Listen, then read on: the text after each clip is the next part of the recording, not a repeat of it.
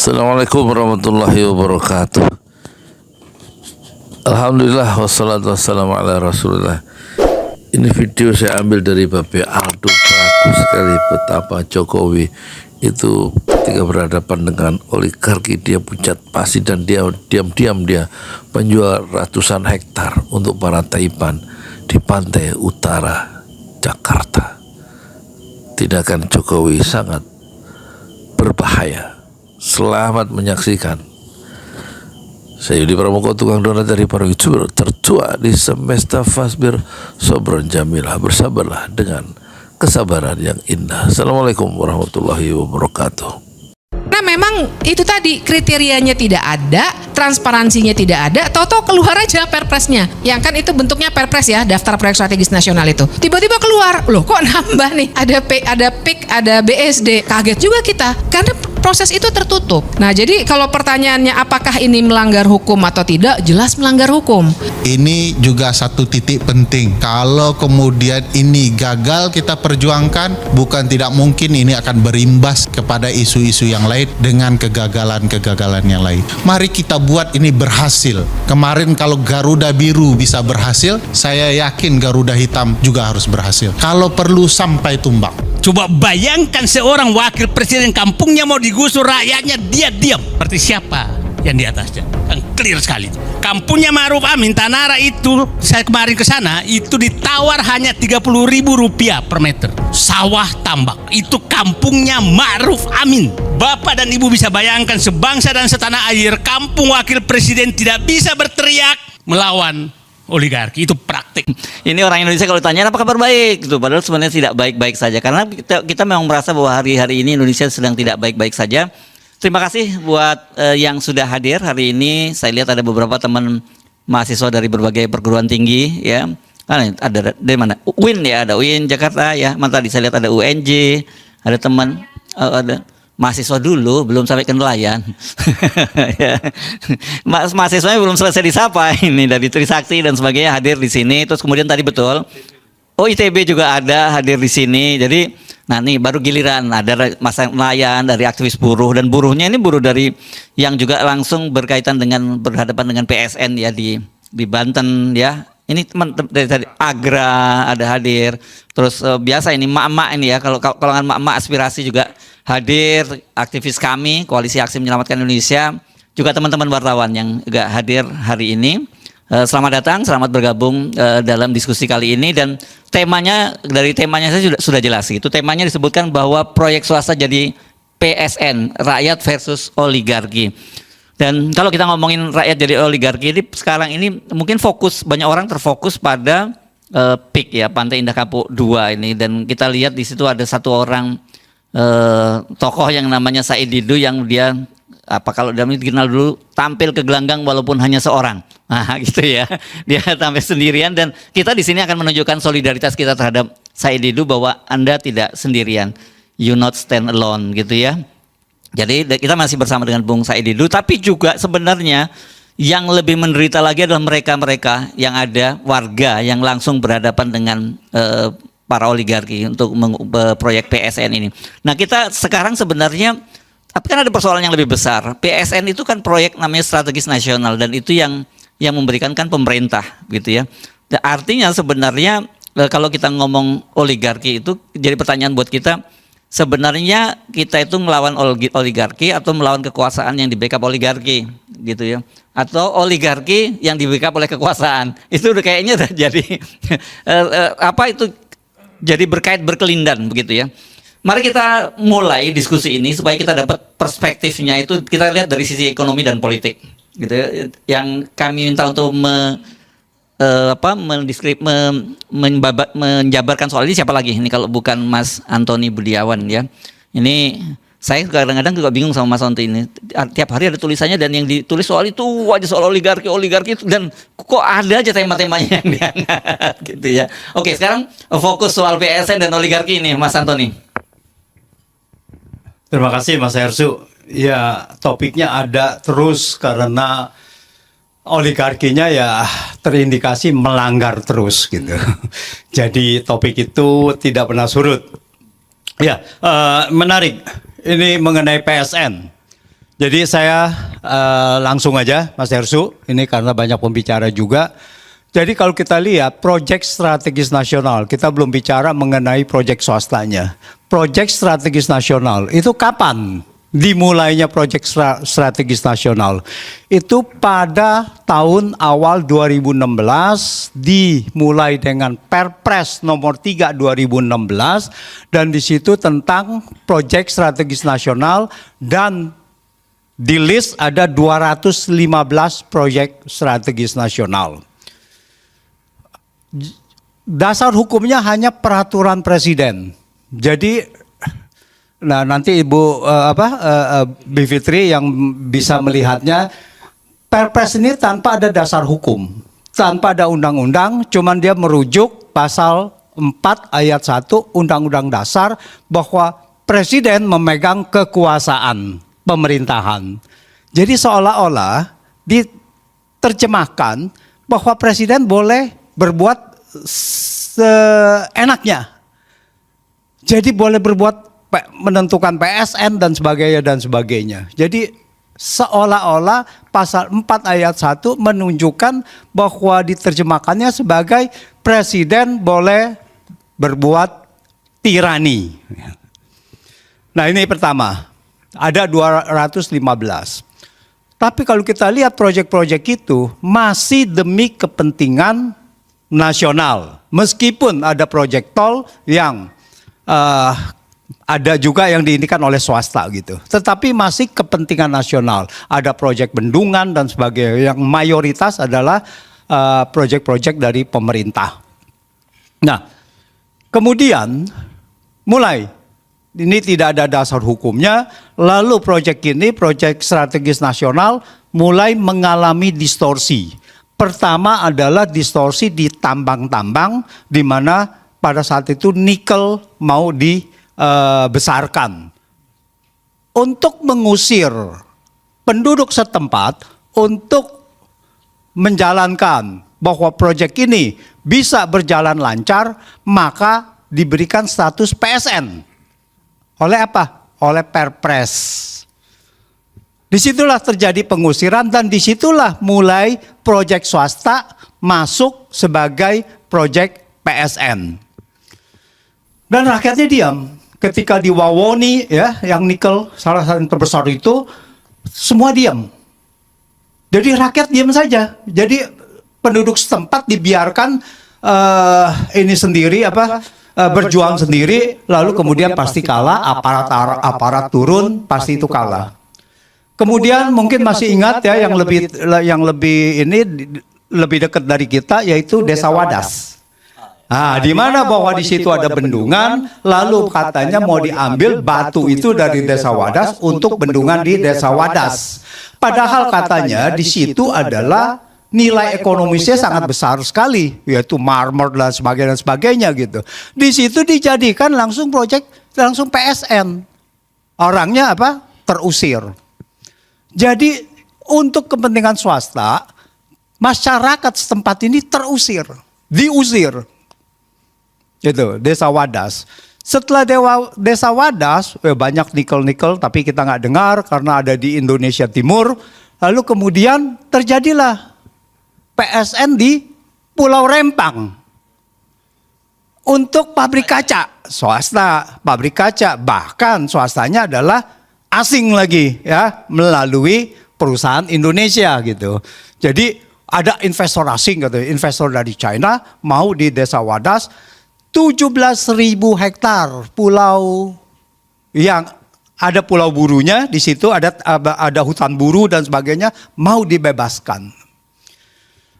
Penduduknya diusir, tidak boleh ada yang tinggal di situ, direlokasi. Tetapi perlawanan Rempang itu sangat luar biasa. Nah ini pembelajaran dari kita. Kalau masyarakat bersatu melawan, maka bisa berhasil untuk menunda proyek ini, meskipun pada saat itu dibilangnya ditunda proyek Pulau Rempang ini. Karena apa? Penunjukan PSN itu cuma 1 bulan Mas Hersu.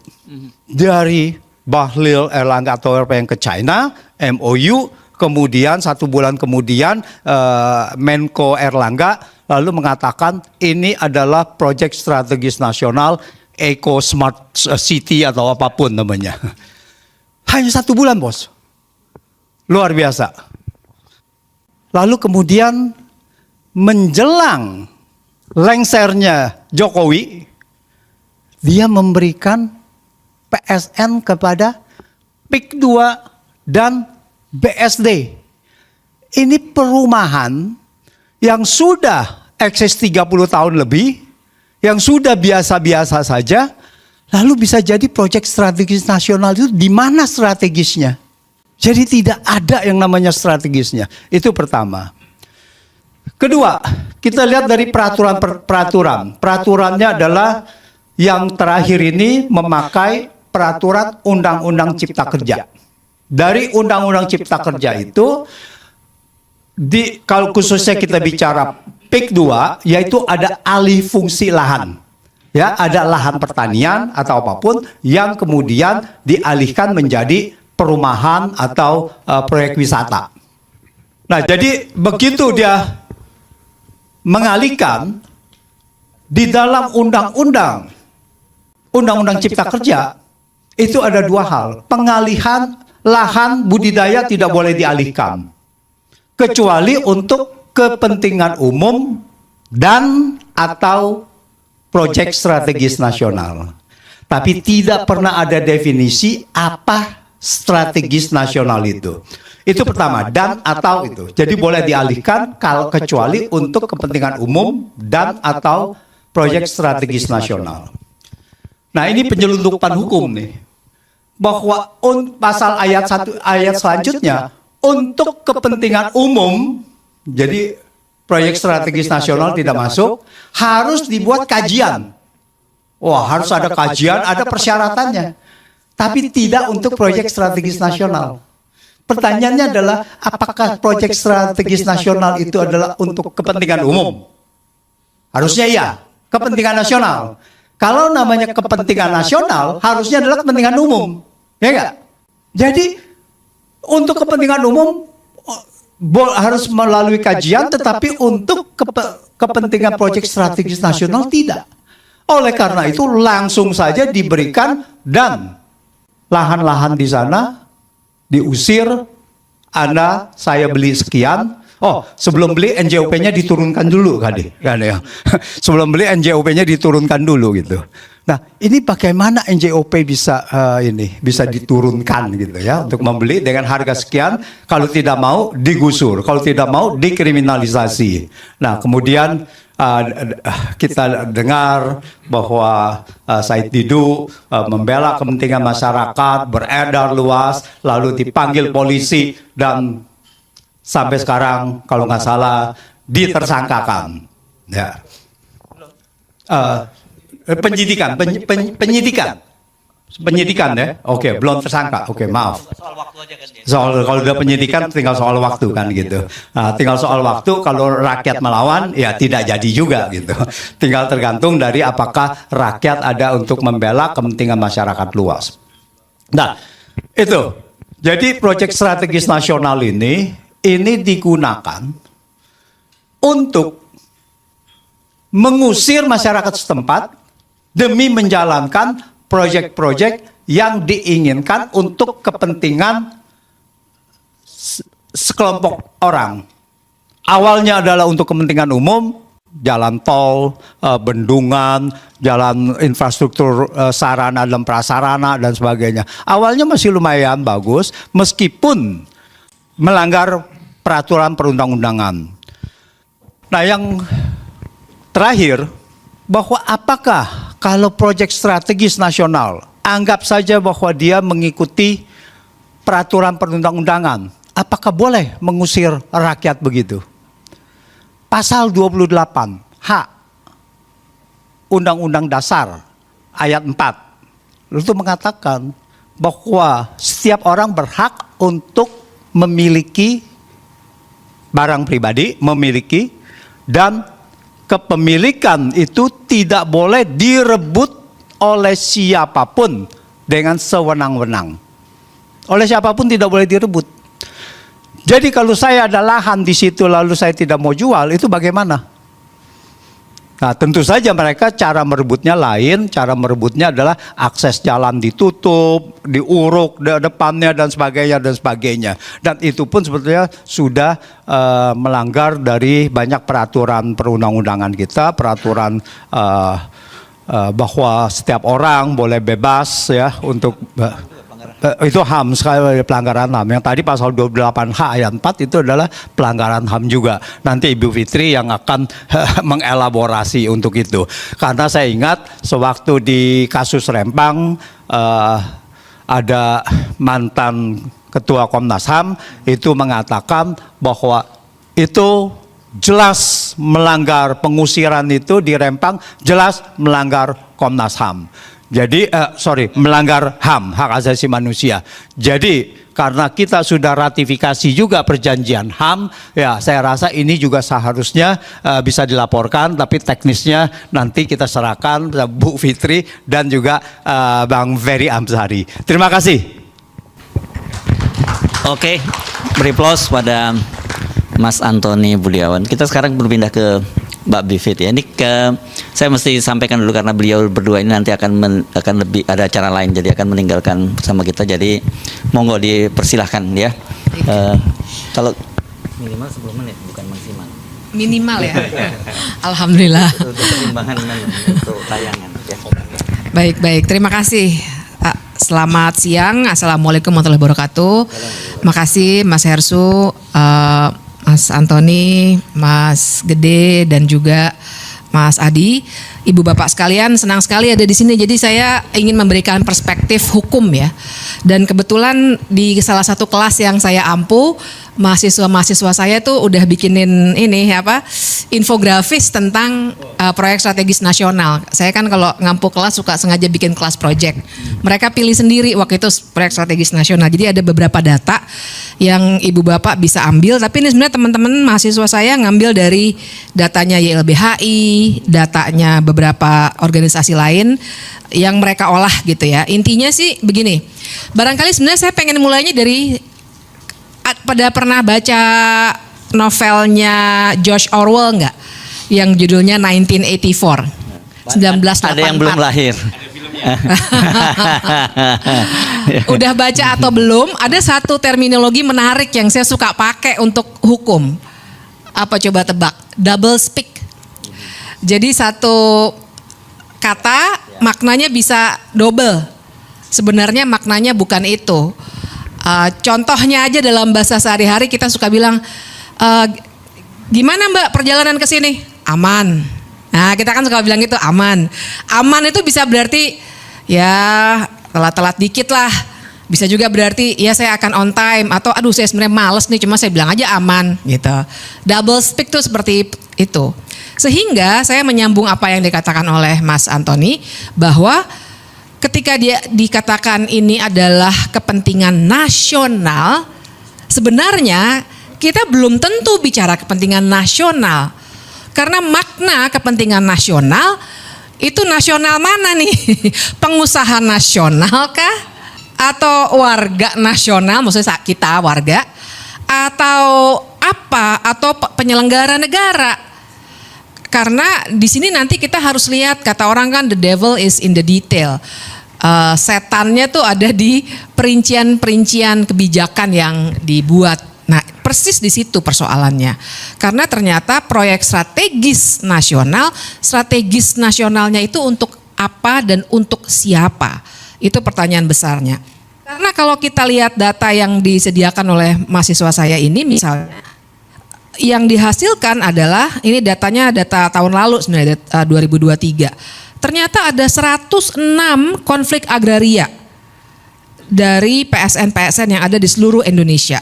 Dan luas wilayah yang berkonflik itu 800.000 hektar. Yang berkonflik ya, bukan berarti yang lain tidak menjadi masalah, tapi itu karena ada perlawanan-perlawanan.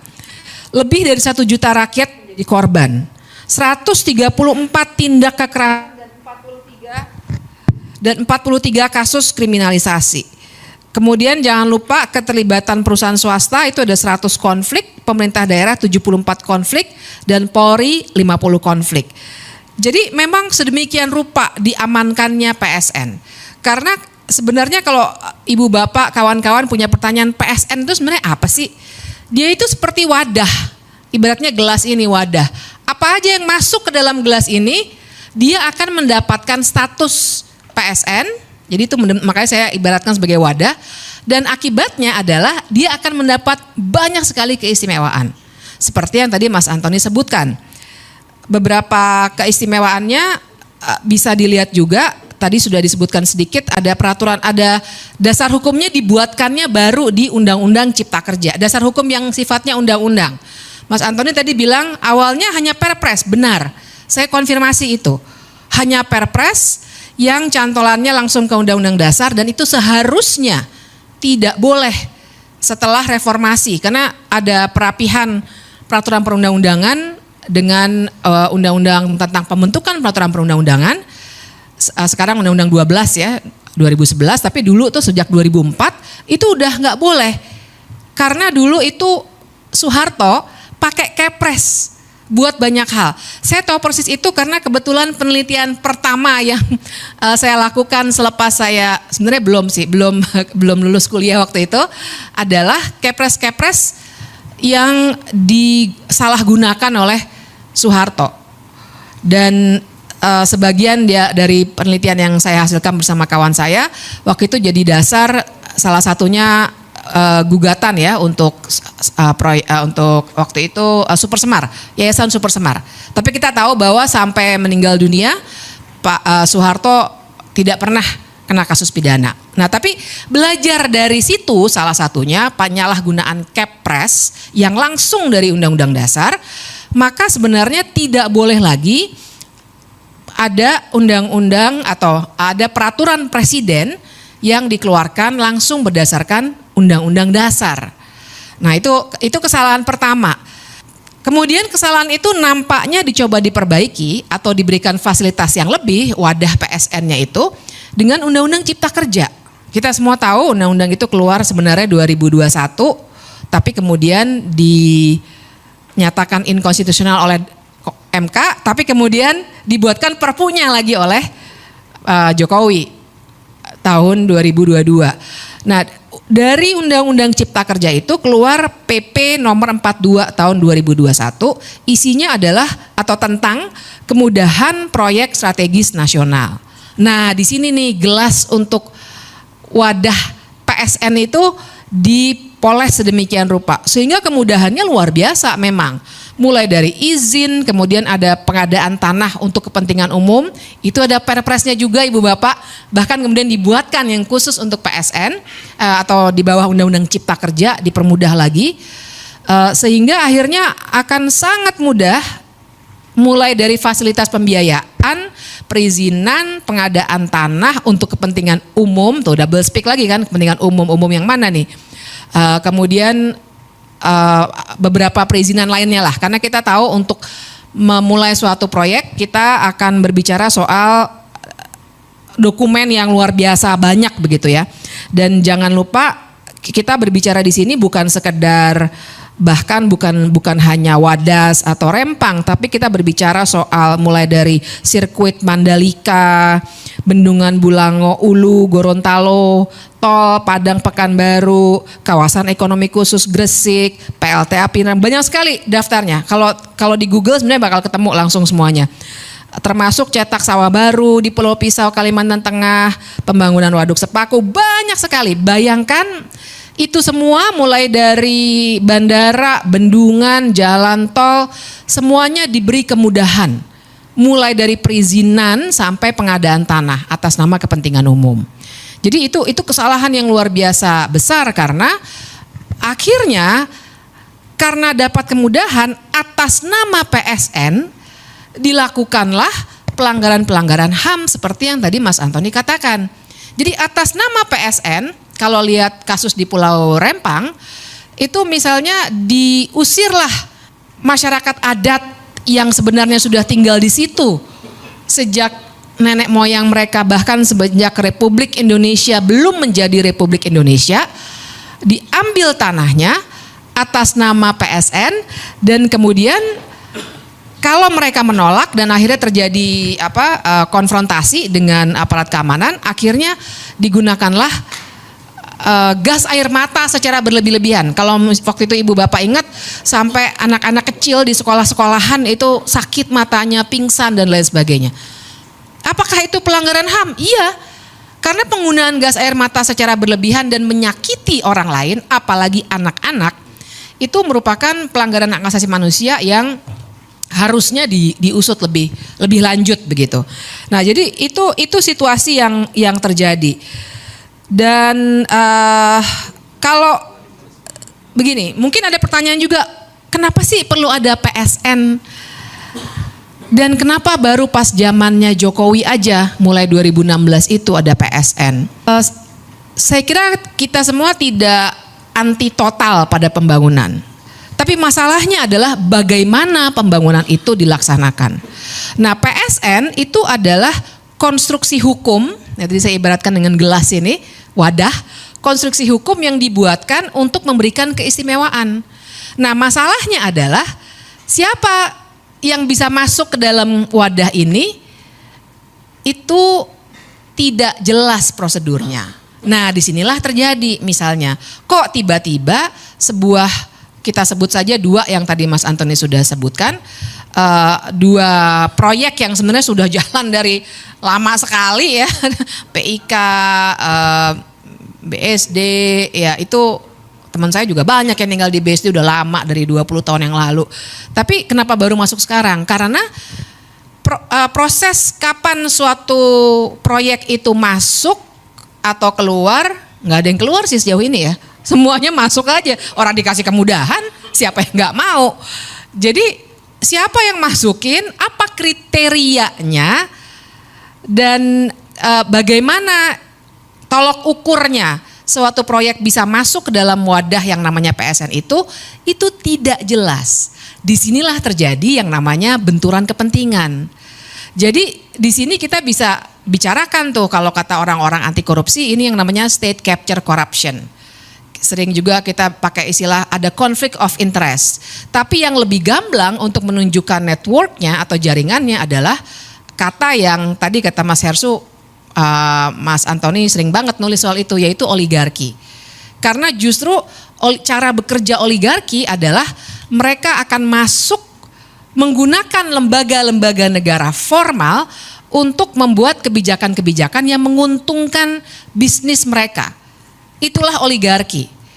Kan di level untuk dengan pengusahanya namanya oligarki. Di level tengahnya di mana partai politik bekerja untuk kepentingan pemodal, itu yang kita bisa namakan kartel politik. Dan itulah yang sebenarnya terjadi ketika akhirnya oligarki ibaratnya tuh dengan benturan kepentingan yang luar biasa, bahkan juga banyak sekali dan di antara pejabat kita yang sebenarnya punya bisnis atau paling tidak malah diberikan bisnis sebagai komisaris lah, sebagai pemegang saham lah, sengaja untuk tujuan itu. Karena dengan sendirinya ketika menentukan proyek yang ini masuk ya ke wadah proyek strategis nasional, tentu saja akan ada perundingan-perundingan yang sifatnya nggak bisa kita ukur secara hukum. Karena memang itu tadi kriterianya tidak ada, transparansinya tidak ada, tahu-tahu keluar aja perpresnya atau perpresnya, yang kan itu bentuknya perpres ya, daftar proyek strategis nasional itu. Tiba-tiba keluar, loh kok nambah nih, ada PIK, ada BSD, kaget juga kita, karena proses itu tertutup. Nah, jadi kalau pertanyaannya apakah ini melanggar hukum atau tidak, jelas melanggar hukum. Karena saya juga mau ingatkan, kita kenal terminologi good governance sebagai sebuah subjek kajian. Tapi pun di dalam undang-undang kita, Undang-Undang Republik Indonesia nih, ada yang namanya Undang-Undang tentang Administrasi Pemerintahan. Yang isinya ada namanya asas-asas umum pemerintahan yang baik, AUPB kami sering bilangnya. Nah, di situ harusnya ketat. Ketika membuat kebijakan baru misalnya, tidak boleh dibuat tanpa ketelitian, tidak boleh dibuat tanpa adanya partisipasi. kemudian tidak boleh ada benturan kepentingan, dan lain sebagainya. Itu ada, kalau teman-teman mau lihat buka aja Undang-Undang Administrasi Pemerintahan kalau saya nggak salah pasal 10. Tapi saya mau bilang ini bukan sekedar obrolan warung kopi. Memang secara hukum di dalam undang-undang kita ada aturan mainnya. Salah satunya tadi AUPB. Tapi lebih dari itu, ketika ada pelanggaran-pelanggaran pengambil alihan tanah dengan kekerasan, terus orang yang mempertahankan tanah dilempari gas air mata atau dihadap-hadapkan dengan aparat kepolisian ataupun tentara, itu juga sudah melanggar hak asasi manusia. Jadi luar biasa mudorotnya tuh daripada manfaatnya sangat-sangat luar biasa timpangnya. Manfaatnya saya nggak bisa bilang ini memang manfaat buat warga, karena ternyata yang akan lebih diuntungkan adalah orang-orang yang pemilik modal itu, yang seringkali kita kategorikan atau kita analisis sebagai oligarki. Nah, kira-kira begitu gambarannya. Barangkali nanti kita bisa diskusi lebih lanjut soal proyek strategis nasional. Mas Ersu. Terima kasih. Aplaus untuk Mbak Bivitri. Seperti biasa kita enak ya, setiap kali menyimak Mbak Bivit itu kita dapat perspektif dan juga kemudian kita ngerti gimana sih konstruksi hukumnya gitu ya. Oke, tapi sekarang saya ajak Anda untuk menyimak pemaparan dari kandidat doktor gitu ya. Grace Riana. Ini menarik karena dia, setahu saya dia sedang menyusun disertasinya itu berkaitan dengan soal oligarki dan politik ya. Ini dan saya sih ingin agar lebih tajam gitu, Bung Gede. Karena sebenarnya kan saya tadi nyebut, sebenarnya kita bingung menyebut antara penguasa dan oligarki itu siapa yang di depan, siapa yang di belakangnya begitu ya. Tapi realitasnya memang sekarang itu semua kontestasi, pilpres termasuk kontestasi, pilgub termasuk Anies Baswedan kemarin gagal menjadi calon gubernur itu sebenarnya aktor utamanya bukan Jokowi, tapi aktor utamanya itu oligarki. Oke, silakan. Terima kasih Mas Ersu. Assalamualaikum warahmatullahi wabarakatuh. Terima kasih kawan-kawan semua yang hadir di sini. Jadi tadi Bung Antoni sama Bivitri sudah menyampaikan fakta-fakta, tapi kita juga perlu tahu mengapa fakta ini terjadi ya. Jadi saya pikir masyarakat juga perlu diberikan penjelasan bahwa segala kebijakan-kebijakan ya di era Jokowi ini yang parah gitu ya, yang sangat merugikan masyarakat, itu merupakan hasil dari relasi antara oligark dengan penguasa ya.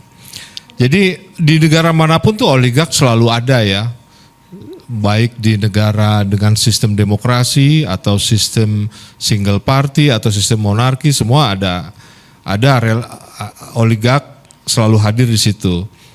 Dengan demikian artinya relasi antara oligark dengan penguasa itu selalu ada gitu, dan keduanya itu saling berupaya untuk mendominasi satu sama lain ya. Dalam kurun waktu tertentu bisa aja pemerintah yang lebih mengendalikan atau mendominasi oligark, tapi di waktu yang lain ya terjadi sebaliknya gitu. Nah, relasi ini terbentuk karena adanya kepentingan ya, yaitu kepentingan untuk bertahan. Oligark kepentingannya mempertahankan kekayaannya ya kalau menurut definisi Winters, atau dia mengakumulasikan kekayaannya kalau menurut hadis Robinson. Ya, sedangkan dari penguasa jelas dia mempertahankan posisinya atau kekuasaannya. Ya, termasuk dengan cara-cara 3 periode misalnya, atau politik dinasti, anak dan mantunya siapa tuh namanya, Mulyono ya.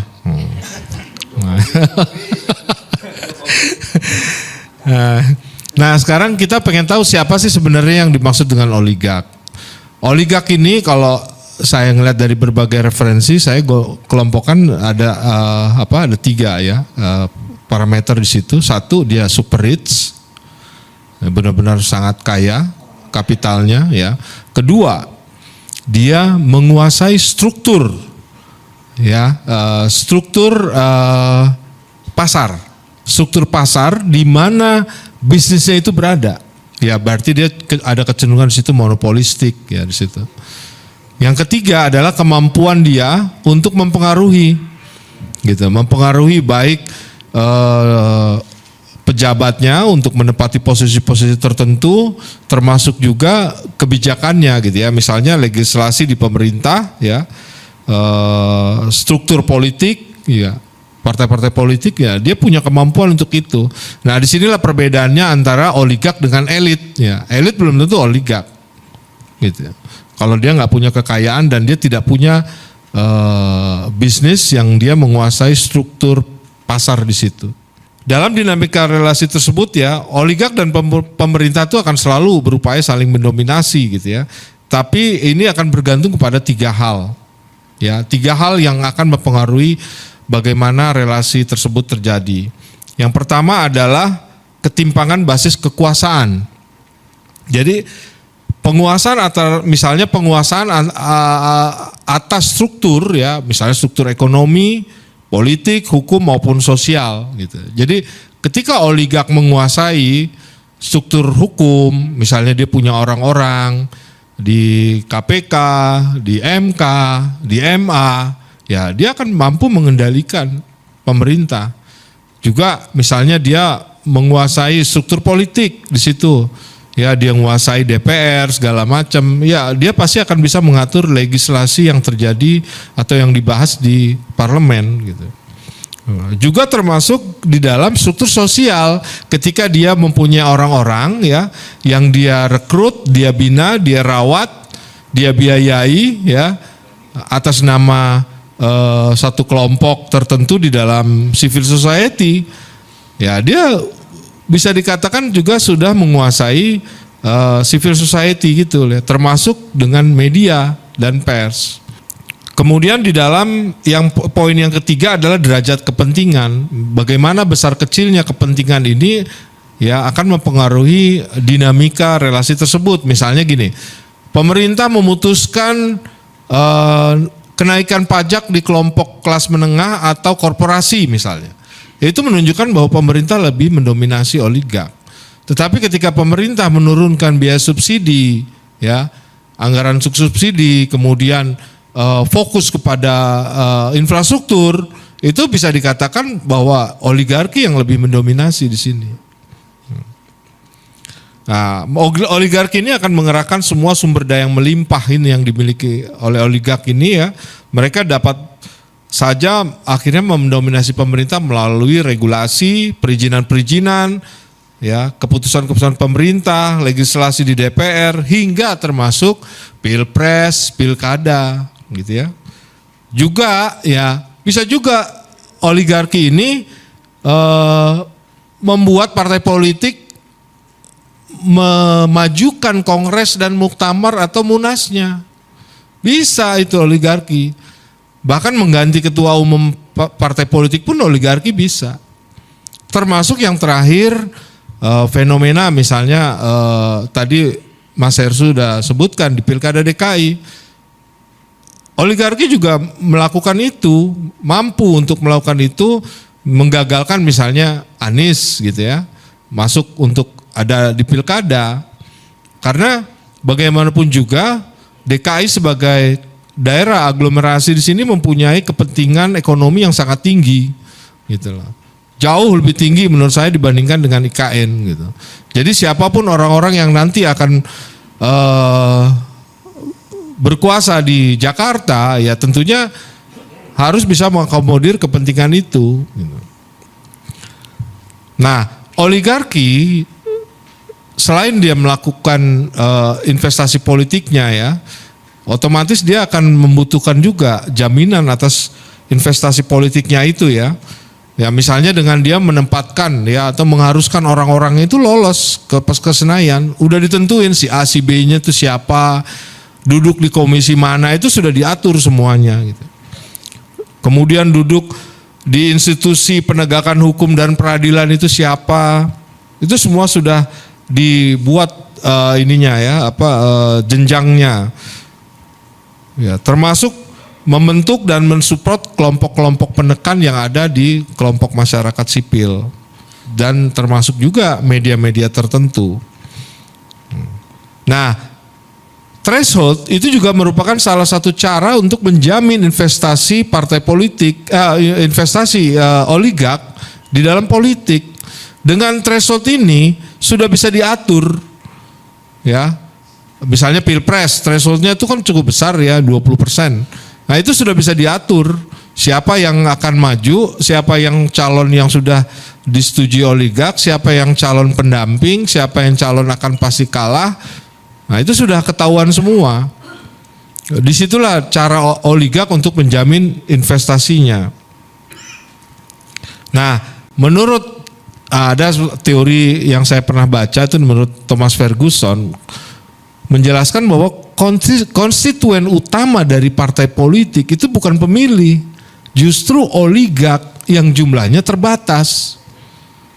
Oligark inilah yang diperebutkan dalam pandangan partai politik dengan bantuan kapital ya untuk kampanyenya partai politik. Pemilih nantinya akan mengikuti ketika bantuan atau investasi dari oligark ini dapat digunakan secara efektif ya dalam operasi atau kampanye politiknya ya dengan cara menaikkan elektabilitas kandidat yang sudah disetujui oleh oligark. Jadi yang nomor satu justru konstituen utamanya yang diperebutkan adalah oligark oleh partai-partai politik. Nah, dalam riset disertasi saya juga saya memperkenalkan istilah namanya terkait di dalam ini ya relasi antara oligark dan penguasa ini, istilahnya saya sebut sebagai aktor supra power. Itu dalam scholar ilmu politik maupun ilmu pemerintahan belum ada. Jadi aktor supra power ini adalah seseorang ya yang diberikan atau memiliki kewenangan melampaui posisinya di dalam struktur. Dia tidak hanya mampu memanfaatkan kelemahan-kelemahan di dalam sistem yang korup, ya, sistem yang busuk untuk kepentingan dirinya maupun kelompoknya, tetapi dia juga mampu berlaku sebagai arranger dalam satu orkestra proses keputusan, ya, yang melibatkan banyak pihak. Dia mampu memerintah atau meminta atau mempengaruhi orang-orang yang berada di dalam bagian berbeda di dalam institusinya, bahkan melampaui atau melintasi institusi yang lain. Jadi kalau kemarin kalau nggak salah saya gunakan itu untuk kasus kemarin siapa di kepolisian tuh Sambo. Nah, dia punya kemampuan untuk itu. Kemudian kalau saya baca lagi cerita-cerita misalnya siapa Pratikno misalnya bisa masuk ngatur-ngatur banyak hal gitu ya termasuk dalam politik. Itu saya anggap masuk kriteria sebagai aktor supra power gitu. Termasuk Luhut ya. Kemudian siapa waktu Ahok ya. Bagaimana perizinan bisa lewat segala macam. Nah, itu kan di luar jangkauan dalam posisi dia, dalam struktur, tapi dia mampu gitu loh. Jadi orang-orang ini belum tentu dia menjadi top manajemen, tapi kewenangannya melampaui itu semua gitu. Nah, aktor-aktor suprapower ini selalu hadir di dalam sistem yang korup. Ya tentunya dialah yang akan dipakai oleh para oligark untuk mewujudkan keinginannya ini gitu. Nah, aktor suprapower ini cenderung ya melakukan abuse of power tadi, instrumennya macam-macam tadi Bu Fitri bilang state capture, corruption, bisa juga melalui diskresi, apapun itu gitu loh. Intinya dia mempunyai kewenangan karena semua sudah bisa dikontrol oleh dirinya. Nah, jadi saya melihat dalam PSN ini bukan muncul yang tiba-tiba gitu loh, tapi sebagai hasil dari relasi antara penguasa kita ya pemerintahan Jokowi dengan oligark gitu. Dan ini bukan muncul tiba-tiba. Kalau kita lihat lagi ke tahun 2021, masih ingat nggak ada pernyataan Jokowi bahwa semua Kapolda menjadi pengawal investasi? Masih ingat nggak? Nah, ini artinya merupakan suatu memang menjadi sikap politik Jokowi terhadap pembangunan kita yang memang merupakan rezim infrastruktur atau pro kepada investor, kepada pembangunan tapi yang sebenarnya lebih menguntungkan oligark. Nah, nggak ada beda dengan PSN ini ya. Ketika PSN ini sudah ditempelkan kepada proyek swasta, artinya proyek swasta itu mempunyai privilege yang penuh, ya. Dalam implementasinya akan terjadi itu menurut saya, apalagi ketika dia dikawal oleh aparat. Mungkin nanti kita bisa mendengar cerita Bang Said Didu gitu di situ. Nah, pasti banyak melanggar keadilan, melanggar kemanusiaan, termasuk melanggar aturan-aturan yang berlaku. Nah, cara untuk mengawasi relasi oligark dan penguasa ini ya selama ini kan kita kalau di internal sudah ada ya. Dari penegakan hukum, ya lembaga institusi yang penegakan hukum, kemudian ada BPK, ada KPK, ada kejaksaan, kepolisian dan lain-lain ya. Apakah itu pengawasan maupun penindakan secara etik maupun pidana gitu. Tapi yang lebih penting adalah pengawasan oleh publik, karena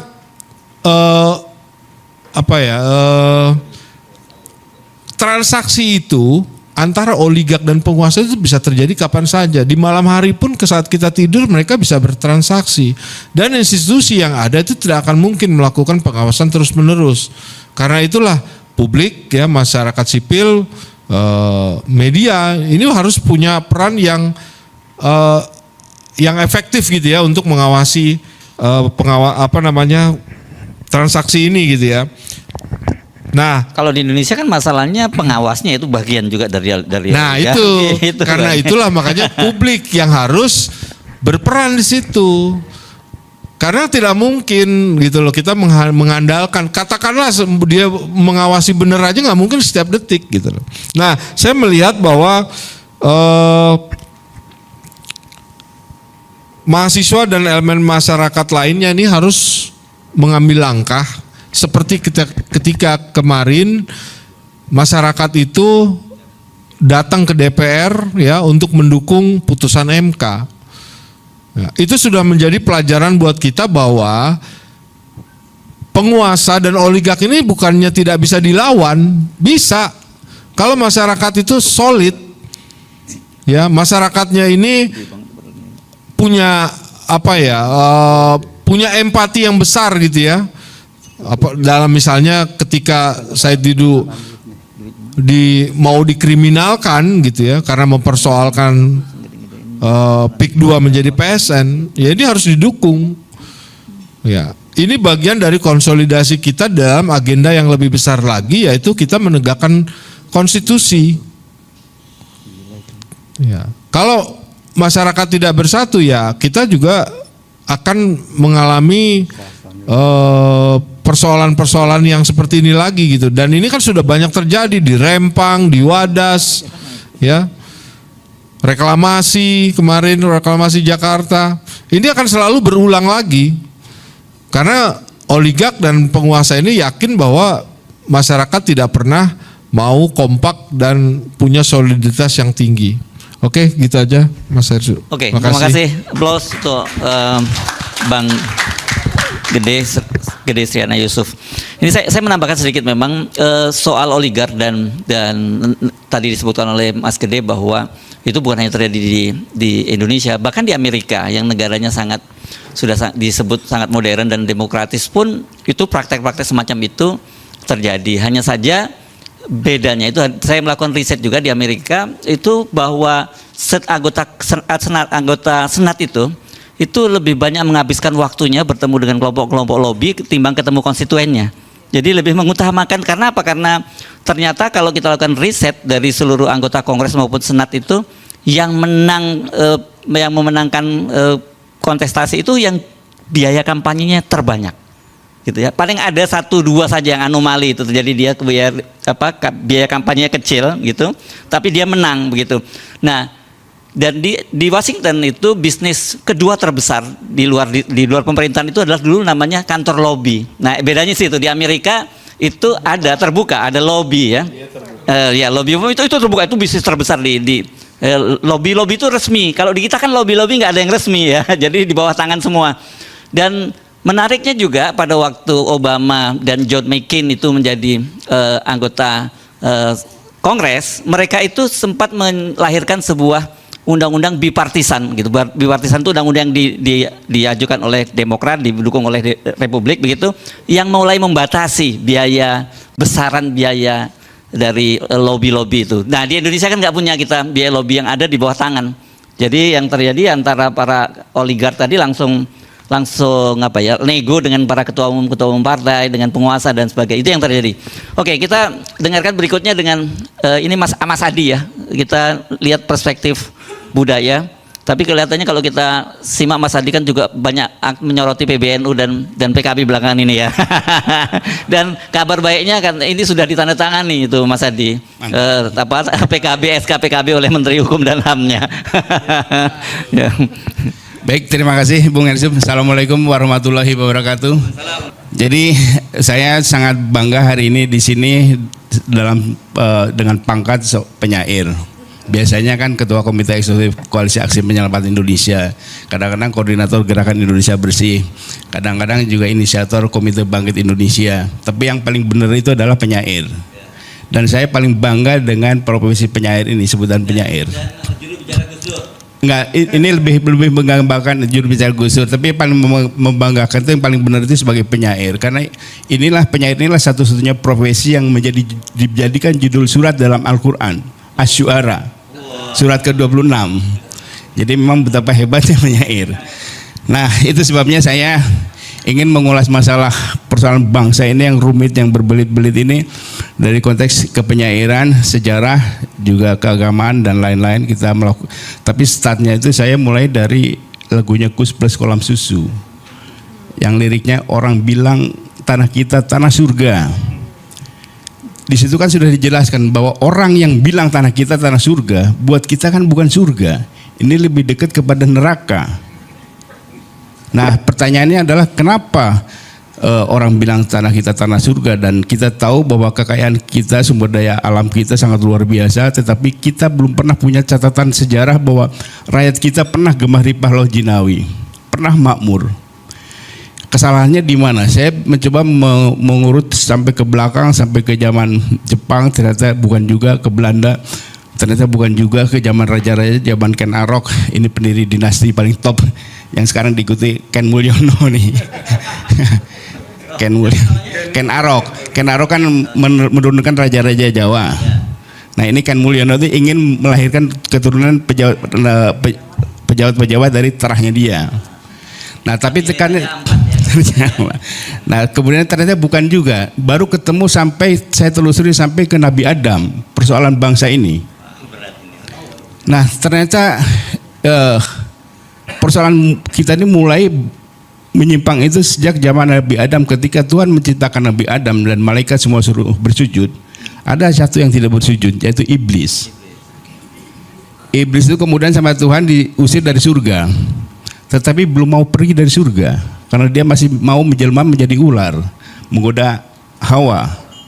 Nah, kemudian ketika Tuhan betul-betul marah, suruh keluar dari surga, iblis bilang, Tuhan, saya mau keluar dari surga, tapi bikinkan tempat yang seperti surga. Replika surga juga nggak apa-apa lah, yang penting saya surga. Kemudian Tuhan bikinlah replika surga di Nusantara, Khatulistiwa. Nah, kemudian iblis turunlah menguasai negara Khatulistiwa, berkuasa sepenuhnya, dan dia bercokol di istana-istana, mulai zaman raja-raja sampai istana sekarang ini. Iblis yang berkuasa di situ. Jadi kira-kira apa paus sekarang itu kalau perlu dalam bahasa Islamnya meru'yah gitu ya. Dan nggak bisa, nggak mampu. Oh, nggak bisa ya. Tidak mampu. Jadi saya kan pernah ada di istana, Bung Ersub. Oh, gitu. Saya pernah ada di sana dan saya menemukan iblis itu. Jadi tiba-tiba ada orang datang dengan seorang polisi bintang 1 datang, Mas Adi, ini teman saya ini ingin jadi Kapolda.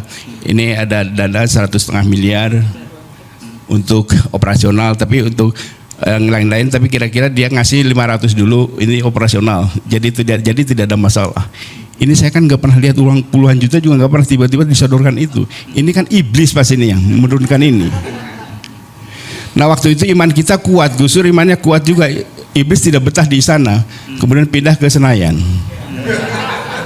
Bersekutu dengan Senayan kembali ke istana. Dan kita lihat, Bung Yusuf, ini bukan karena saya pernah di istana, saya paham betul memang iblis itu ada di situ. Soekarno itu dulu baik-baik saja, orang baik. Ketika di istana kemudian mulai penyimpangan-penyimpangan. Soeharto juga orang sangat baik. Ketika di istana mulai muncul penyimpangan. Begitu juga SBY. Yudhoyono kurang lebih kemudian berlanjut kepada Mulyono, kan dinasti Mulyono dan Yudhoyono. Joko Widodo itu orang baik dulu. Dia janji anak-anaknya itu berdagang, tidak mau ke politik. Tapi karena iblis. Siapa lagi kalau bukan iblis yang menghasut itu? Jadi memang kekuatan iblis. Nah, oleh sebab itu ke depan itu kita harus memilih pemimpin yang imannya kuat, yang bisa melawan iblis. Kalau tidak, orang baik kayak Prabowo pun kalau di istana tidak kuat iman, dia bisa menjadi tergoda oleh iblis. Nah ini bahayanya. Kemudian kesimpulan ini saya turunkan menjadi puisi. Sebelum masuk ke situ, saya baca dulu. Tapi nanti saya juga akan menyinggung juga soal oligarki dan lain-lain itu. Nah jadi pendekatan itu kemudian melahirkanlah puisi. Saya kemas dalam puisi, judulnya Istana Iblis. Memandang Indonesia, nyium aroma surga. Daun-daun kelapa bergoyang-goyang sepanjang pantai, seperti kepak sayap-sayap malaikat. Anginnya mendesir mengalunkan nyanyian lautan.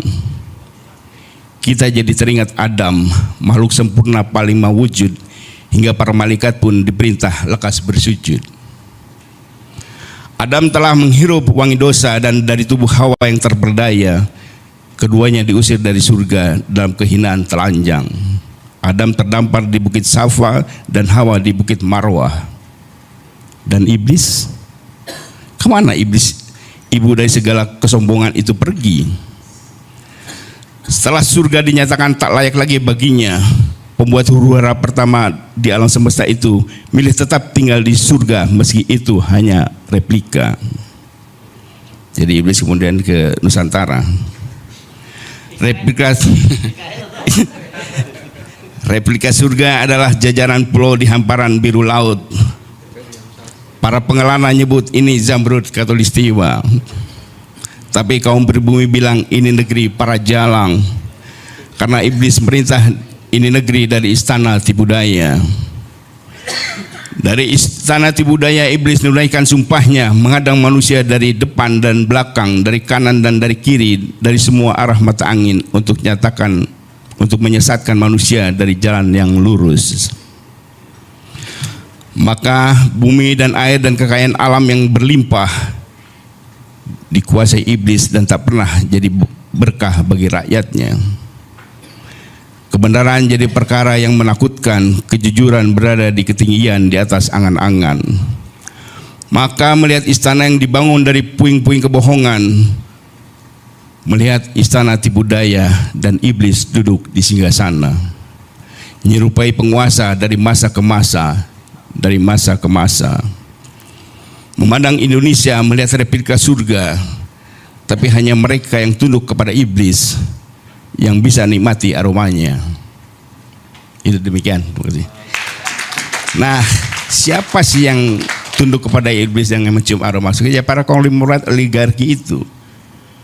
Nah, jadi saya melihat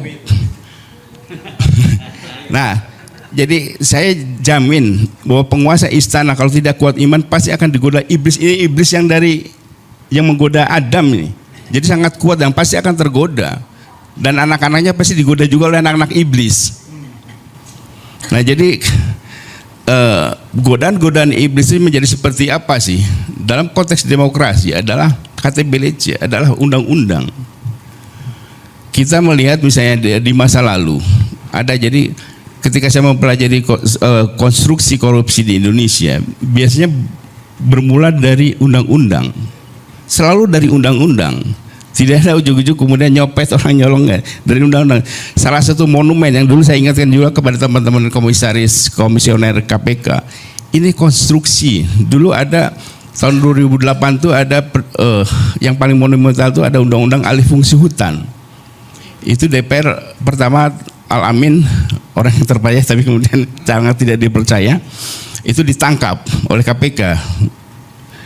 Dasarnya adalah apa yang terjadi? DPR membuat undang-undang alih fungsi hutan ini bersama para iblis-iblis itu. Dia ingin mengambil alih menguras hutan, ingin menghabisi hutan, tapi ini hutan lindung. Kemudian dibuatlah undang-undang itu yang di dalamnya itu ada batu baranya, sehingga kita mau mengolah tapi ini hutan lindung. Maka dibuatlah undang-undang yang memberikan diskresi.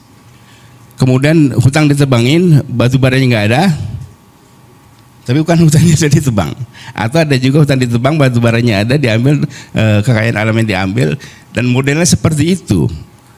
Nah, saya melihat hal itu selalu berulang-ulang, dan PSN ini antara lain itu sebabnya hampir semua undang-undang kita, kayak contoh soal PSN itu, tidak pernah ada kejelasan kriterianya seperti apa sih.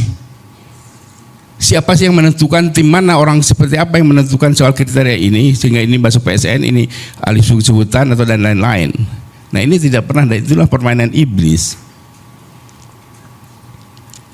Dan disitulah uang itu mengalir. Godanya luar biasa, bisa iblis itu bisa ngasih iming-iming pesawat jet, super jet, bisa 3 orang bisa terpukau. Jadi iblis yang ada di Indonesia ini memang iblis yang luar biasa. Di negara lain iblisnya iblis KW-KW aja, di sini yang orinya ini dahsyat luar biasa. Nah, jadi konstruksi korupsi di kita selalu lewat undang-undang. Kemudian adalah ditiupkanlah bahwa kebijakan tidak bisa dipidana. Ini kan sinting. Policy itu bisa dipidana kalau crime policy jenisnya. Kebijakan itu bisa dipidana kalau kebijakan kriminal. Kebijakan yang didesain untuk kriminal. Nah, jadi apakah PSN bagian dari itu? Ini harus ada audit forensik soal proses undang-undang itu. Dan kita kaji seperti tadi yang disampaikan oleh Bivitri, ada 106 konflik. Ini baru yang kajian teman-teman dari dimonitor dari online ya. Belum penelitian yang langsung. Itu pasti hampir semua PSN itu menimbulkan masalah. Di masa lalu ada Kedung Ombo pertengahan tahun 80-an. Itu betul-betul memang untuk kebutuhan rakyat, untuk pertanian.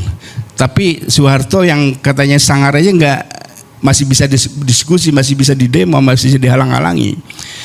Nah, muncul gagasan model PSN ini ketika zaman rezim Yudhoyono. Ketika ada jalan tol, misalnya ada kayak tempo hari dulu itu ada jalan arteri di Pondok Indah, ada orang yang tidak mau digusur, ada tinggal satu rumah. Nah, hal inilah kemudian yang menimbulkan para penguasa, para kontraktor memerlukan aturan yang bisa membypass ini. Nah, waktu itu memang hanya sedikit. Nah, di zaman setelah Yudhoyono, di zaman Mulyono ini lebih sangar lagi, semua di bypass dan hampir tidak ada perlawanan karena rezim kita kan rezim demokrasi, dianggap kalau sudah ada undang-undangnya itu maka semua aparatur negara wajib melindungi undang-undang. Padahal undang-undangnya ini undang kriminal. Jadi kalau kita kaji kembali persoalan ini, kita akan menemukan itu. Nah, kemudian persoalan ini bisa lancar karena tadi yang disampaikan oleh Gede itu ada suprastruktur, suprapower. Suprapower itu bisa seseorang, bisa sekelompok orang. Dan ini memang biasa dipakai oleh rezim diktator atau rezim yang korup. Di masa lalu misalnya di zaman Hitler ada SS, itu pasukan yang supra pasukan yang bisa menghancurkan siapa saja. Di zaman Orde Baru ada Opsus, ada 2 orang yang paling top itu Ali Murtopo dan Sujono Humardani, itu supra powernya. Orang takut sama itu. Kemudian ada juga muncul Benny Murdani, dan kemudian di zaman Gus Dur ada juga isu itu soal pembisik itu, Pak. Itu nggak ada tapi. Nah, hal semacam ini luar biasa memang. Dan bagaimana mengatasinya? Ini memang saya berharap betul kepada sahabat kita, teman kita semua, paling tidak pernah kita kenal semua, namanya Prabowo Subianto, sekarang presiden. Dia berjanji koruptor lari ke antariksa pun akan dikejar oleh dia, bisa jadi bikin ke Antartika. Ke Antartika dikejar tim khusus. Mudah-mudahan yang dikirim itu tim mawar bisa masalah. Nah, ini kan luar biasa. Nah, sehingga ke depan ini kita bisa dengan cepat menyusul Korea Selatan. Paling tidak dalam menindak bekas presiden lah. Sepakat. Nah, tinggalkan soal kemajuannya, ketika selangkah lagi kita mengikuti apa yang bisa kita ikuti.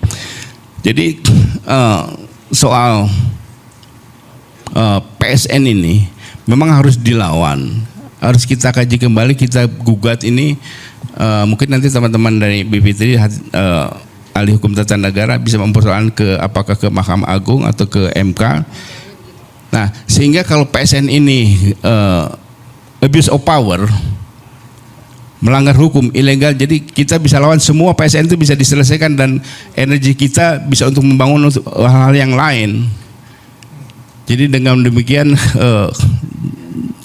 makanya kalau saya sering lihat podcastnya Bang Said melawan PIK itu, saya bilang ini bukan melawan PIK, sebetulnya Bang Said ini melawan Pak Mulyono ini, karena yang bikin PSN, yang bikin dia begitu kan PSN ini. Nah, jadi arah kita ke situ.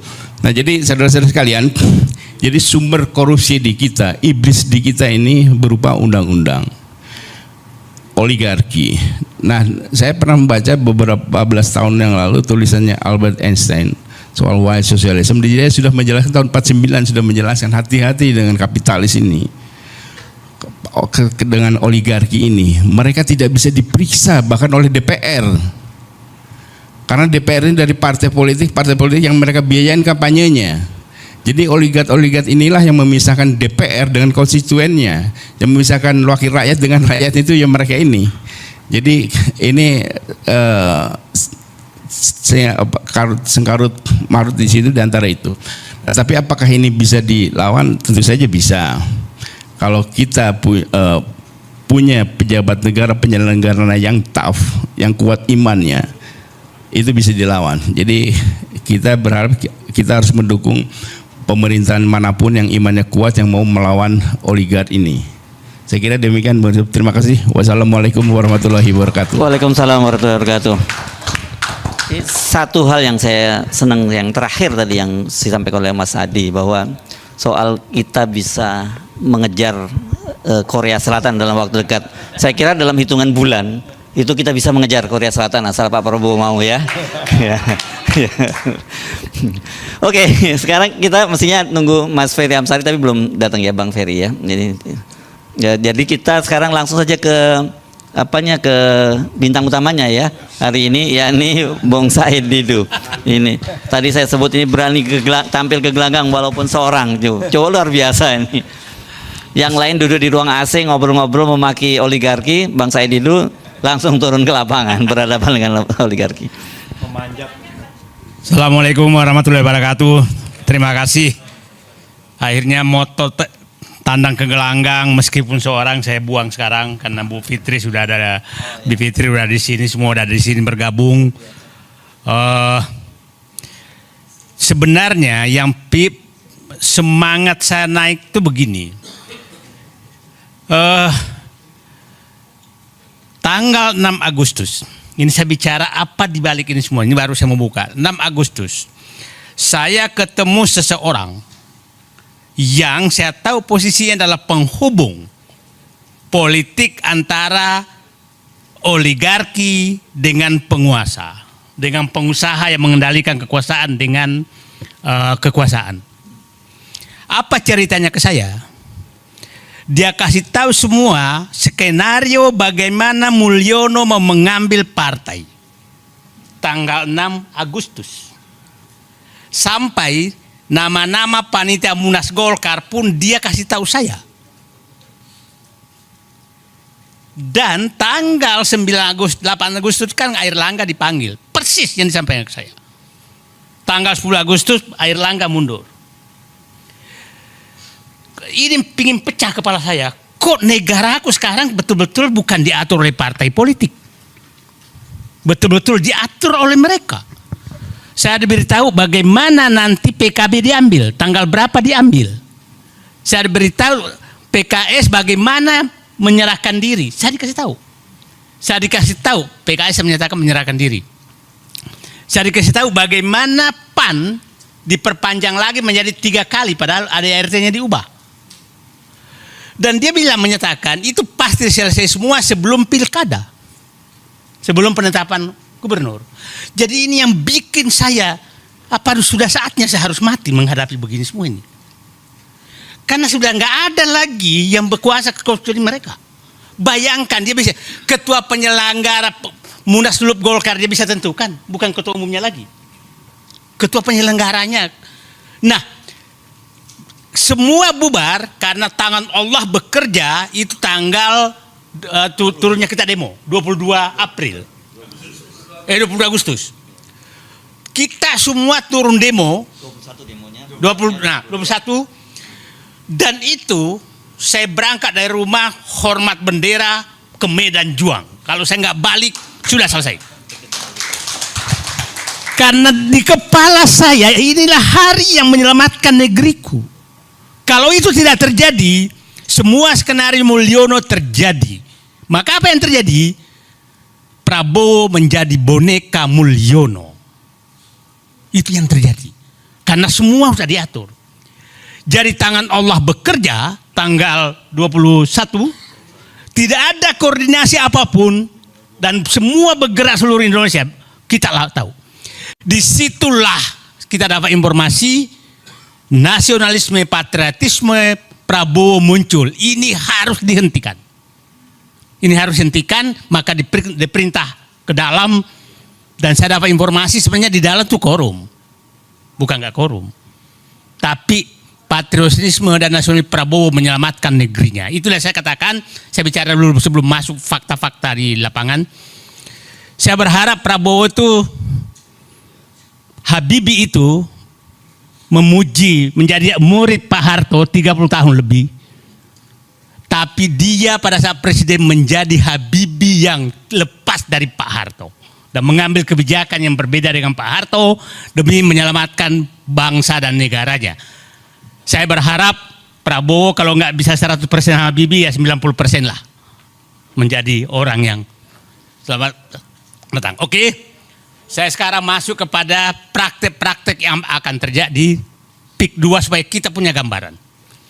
Saya ada 4-5 hal yang saya ingin jelaskan. PIK 2 itu apa sih? Yang kedua, aturan apa yang menyebabkan kezoliman dan ketidakadilan prakteknya di ini supaya kita ahli-ahli teori. Saya praktek saja fakta lapangannya seperti apa dan apa yang akan terjadi ke depan. Saya menyatakan PSN PIK 2 itu adalah praktek oligarki yang sangat nyata dan berlangsung sempurna apabila kita tidak ada yang turun. Saya turun ke bawah itu betul-betul hambatannya tidak ketulungan. Setiap orang yang saya foto dengan saya itu pasti besoknya akan dipanggil oleh aparat. Ya. Jadi saya turun, nah, kemarin saya turun lagi naik motor, saya ditelepon orang, Pak, saya minta Bapak jangan turun, Bapak lagi diincar. Udah kayak begitu sekarang. Jadi itu wilayah preman di 9 kecamatan. Itu sudah nggak ada pemerintah. Jadi maksud saya, ada wilayah yang pemerintah sudah nggak ada. Itu adalah wilayah PSN PIK 2. Wilayah PSN PIK 2 itu kan ditulis hanya 1.700 hektar. Menjadi 2.800. Tapi faktanya, semua wilayah di 9 kecamatan itu terpampang semua PIK 2. Bukan wilayah yang disebutkan. Nah, 9 kecamatan tuh mulai dari Kosambi, Teluk Naga, Paku Haji, Mauk, Sukajadi, Kemiri, Kronjo, Mekar Baru, itu 8 kecamatan adalah Kabupaten Tangerang. Tambah kampungnya Ma'ruf Amin itu Tanara itu masuk, tapi Ma'ruf Amin pun diam. Coba bayangkan seorang wakil presiden kampungnya mau digusur rakyatnya, dia diam. Berarti siapa yang di atasnya? Kan clear sekali itu. Kampungnya Ma'ruf Amin, Tanara itu, saya kemarin ke sana, itu ditawar hanya 30.000 rupiah per meter. Sawah tambak, itu kampungnya Ma'ruf Amin. Bapak dan Ibu bisa bayangkan sebangsa dan setanah air, kampung wakil presiden tidak bisa berteriak melawan oligarki. Itu praktik, Pak. Jadi, nah, orang boleh menyatakan ada pengacara besar, misalkan saya Didu bohong, saya punya rekamannya semua itu. Jadi jangan menganggap saya bohong. Ada menyatakan bahwa itu transaksi. Saya punya rekamannya, orang ini transaksi di kantor pengembang, bukan di lapangan. Notaris mereka sekarang ada di kampung-kampung mutar-mutar. Ya, notaris diturunkan ke kampung-kampung dengan menawar tanah. Tanah sekarang di Kronjo itu 52.000 rupiah, 2.000 rupiah untuk ke desa, 10.000 rupiah untuk maklar. 40. Bapak makan es krim di Pik 2, 100.000 rupiah. Sekali makan es krim 2 meter tanah. Kurang zolim apa kita? Menangis saya. Itu fakta. Nah, inilah praktek oligarki yang paling sempurna dan tertutup. Tertutup yang menariknya. Karena saya membela rakyatnya, Ketua Abdesi melaporkan saya. Melaporkan saya ke polisi. Ini negara apa? Aparat melaporkan rakyat yang membela rakyatnya. Ini negaraku. Bapak saya perintis kemerdekaan. Mendidik saya melihat perjuangan dia, negaraku begitu. Nah, aturan apa sih yang menyebabkan Pak Amsari mereka? Saya Bapak Alitori, nanti kita kaji. Satu yang dilakukan itu adalah dia menetapkan wilayah itu sebagai lokasi yang seakan-akan hanya pengembang Pik 2 yang boleh beli. Itu oleh Pemda. Oke? Akhirnya tidak boleh ada transaksi apapun kecuali dengan mereka. Yang kedua dilakukan adalah izin jual beli. Tidak boleh ada jual beli di lokasi 9 kecamatan itu kecuali kepada pengembang. Lurah, desa, camat, tidak boleh ada transaksi apapun. BPN tidak boleh ada transaksi apapun. Mekanisme pembebasannya aneh. Ini masuk PSN. Biasanya kalau pembebasan pemerintah kan ada mana panitia penetapan harga, panitia 8, panitia 9 namanya dulu. Ini tidak ada. Yang menentukan adalah aparat desa yang mendatangi dan bersama preman mendatangi rakyat. Nah, yang menariknya adalah, mohon maaf aja, ini semua di bawah. Tidak ada yang berani apapun. Nah, ini ada tadi saya dapat berita, kepala desa sudah mau ditangkap karena jual tanah. Ada lagi daerah Kohot sekarang sudah mau ditangkap. Ini memang pelakunya adalah Abdesi, kemungkinan marah. Karena begini, saya datang ke lokasi, tahu-tahu ada kantor pembebasan lahan PT Kukuh Mandiri. Didukung oleh Abdesi Kabupaten Tangerang. Loh, kok ada begini? Gitu kan? Terus saya ke lokasi Pik 2, PT Kukuh Mandiri. Oh, berarti Kukuh Mandiri ada Pik 2. Ya kan? Nah, sangat aneh. Nah, puncaknya adalah PSN. Puncak aturan yang dibikin. Ingat, PSN diumumkan 2 hari setelah pengumuman MK tentang kemenangan Presiden Prabowo. 2 hari. Dan kita sangat bisa menduga bahwa pelaku daripada ini adalah yang reklamasi gagal, yang ibu kota negara pelakunya juga sama, ini juga sama. Artinya kelihatannya setelah gagal di reklamasi Pantai Utara, dia pindah ke IKN Zong juga, maka dibayarlah dengan PSN Pik 2. Nah, kenapa sih mereka menunggu PSN? Coba kalau PSN itu kan ada 6 fasilitas yang akan diberikan. Satu adalah kemudahan perizinan, itu faktanya terjadi. Yang kedua kemudahan pembiayaan, artinya bisa minjam. Yang ketiga ada jaminan resiko, termasuk resiko politik. Kan gila ini. Jadi kalau ada nanti masuk resiko politik, maka negara yang tanggung. Yang ketiga pembebasan anggaran gejolak sosial. Jadi kalau ada gejolak sosial, maka negara harus menyiapkan anggaran untuk, mungkin juga anggaran untuk melaporkan Said Didu juga dibiayai negara kali ini. Kita nggak tahu. Nah, yang kelima adalah kemudahan penyelesaian masalah hukum di kemudian hari. Yang ketujuh tax holiday dan bebasan pajak-pajak lainnya. Itu yang terjadi. Nah, diseberangkan ke swasta. Sekarang saya masuk ke fakta lapangan. Yang terjadi pemaksaan penjualan. Pemaksaan penjualan bagaimana caranya? Fakta teman-teman Pak Samsir, ini saya berharap bapak-bapak punya waktu nanti kita ke sana hanya 2 jam dari sini untuk melihat faktanya.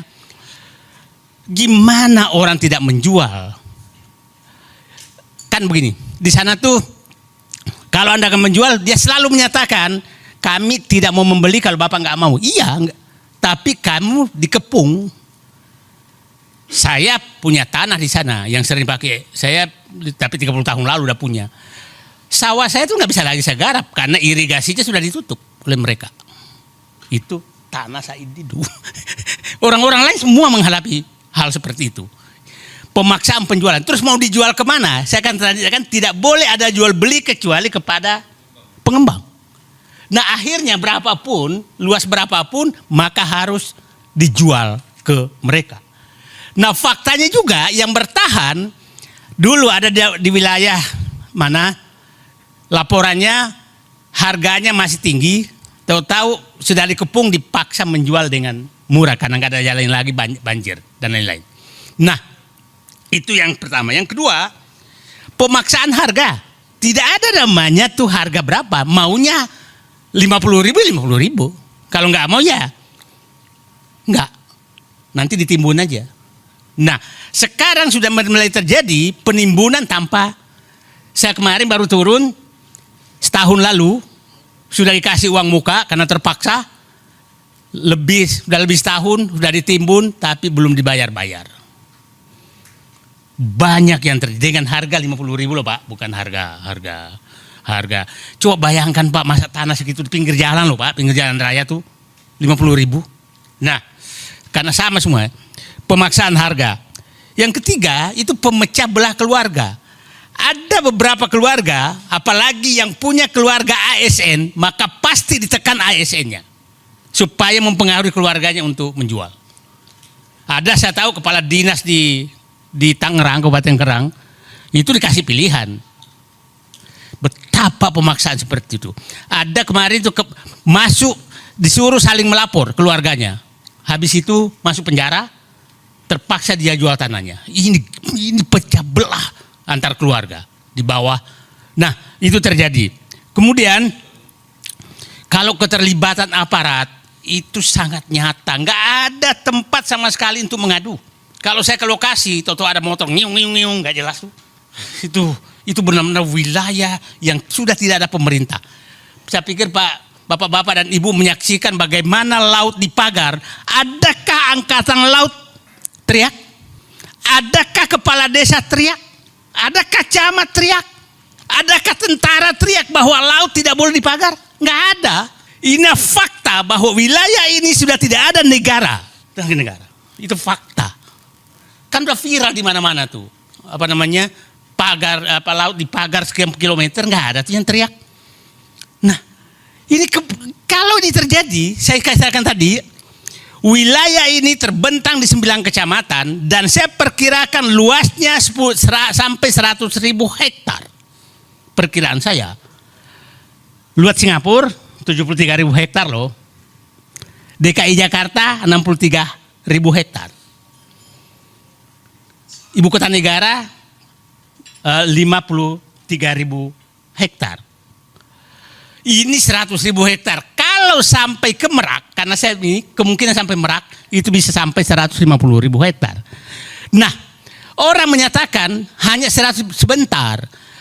Bapak kalau nanti punya waktu masuk ke batas PIK 2 sampai sekarang jalannya tuh dibangun sampai batas Sungai Cisadane, Sungai Kohot itu 35 km, Pak. Baru 2 kecamatan.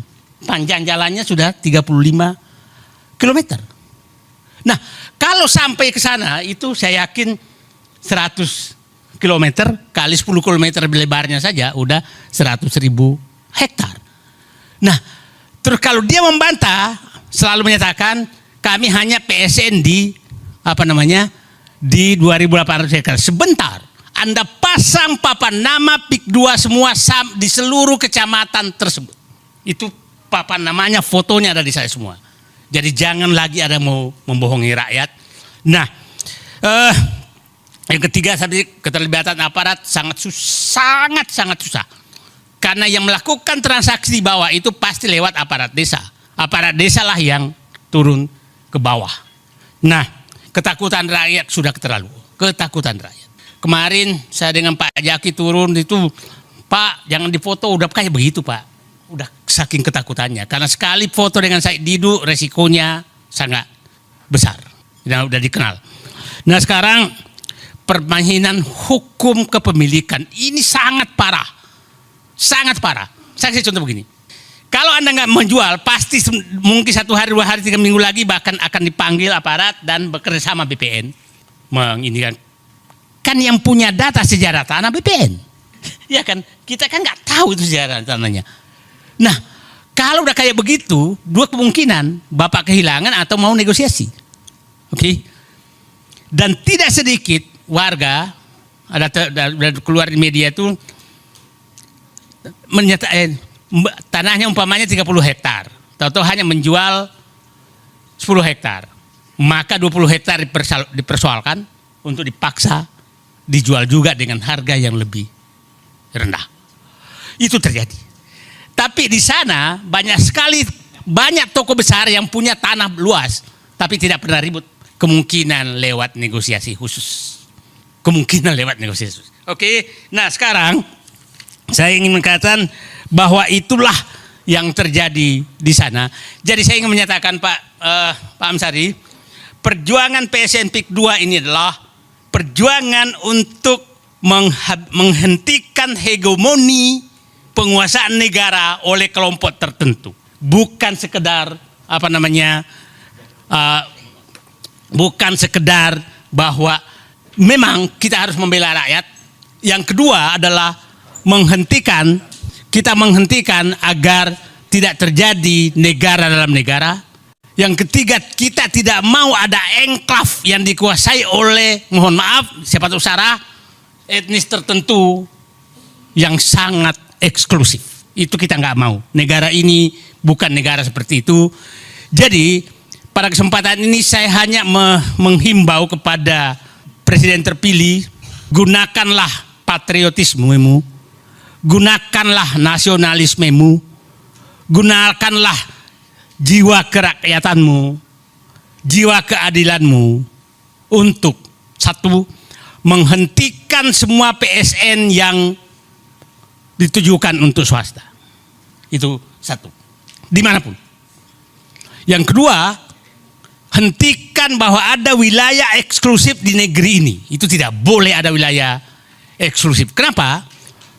Eksklusif negeri ini bahaya sekali. Negara ini sangat bahaya. Nah, kita tahu tetangganya PIK 1, PIK 2 itu sangat eksklusif. Nanti kalau ini 100.000 eksklusif, maka mungkin akan dibentuk pemerintahan istimewa. Kita nggak tahu. Politik bisa dibayar. Nah, ya udah wilayah semua begitu. Nah, terakhir saya ingin menggugah kepada pengembang, berhentilah zolim. Saya punya hitungan gini Pak Amsari. Mereka menjual tanah yang dekat laut itu 36 juta per meter. Yang dekat laut, dekat sungai. Yang di tengah-tengah 21 juta per meter. Kalau saya rata-rata berarti harga jual 25 juta per meter. Saya bilang begini, belilah tanah rakyat 1 juta. Oke? Sogoklah pemerintah, politisi, aparat 1,5 juta per meter, berarti 15 miliar per hektar. Saya izinkan nyogok. Berarti lebih tinggi sogoknya dari harga tanah kan. 2,5 juta per meter ongkosnya. Biaya pematangan lahan 2,5 juta juga deh, 5 juta. Oke, 5 juta kali 1,4 karena ada fasilitas sosial 40%. Maka saya perkirakan berarti 6,5 juta rupiah biaya tanah. Saya masukkan bunga bank 50%, maka kosnya kira-kira 1 meter itu, karena itu 9 juta rupiah. 9 juta rupiah. Anda jual 25 juta rupiah, berarti Anda masih untung 16 juta. Kurang biadab apa kalian mau membeli tanah rakyat 50 ribu? Anda masih bisa untung. Saya izinkan loh nyogok, Pak. Bayangkan, Muhammad Said Didu mengizinkan menyogok. Nah, tapi di mana? Itu kan hitungannya sederhana. Karena saya tahu harga tanah. Saya katakan ke mereka, kalau Anda sudah beli tanah rakyat 1 juta rupiah per meter, maka Said Didu berdiri di depan membela Anda. Tapi kalau Anda zolim membeli tanah rakyat dengan 50 ribu rupiah, maka kita, bukan Said Didu berhadapan, seluruh rakyat Indonesia akan berhadapan dengan Anda terhadap kezaliman Anda yang didukung oleh pemerintah lewat PSN. Itu saya pikir ulasannya. Terima kasih. Assalamualaikum warahmatullahi wabarakatuh.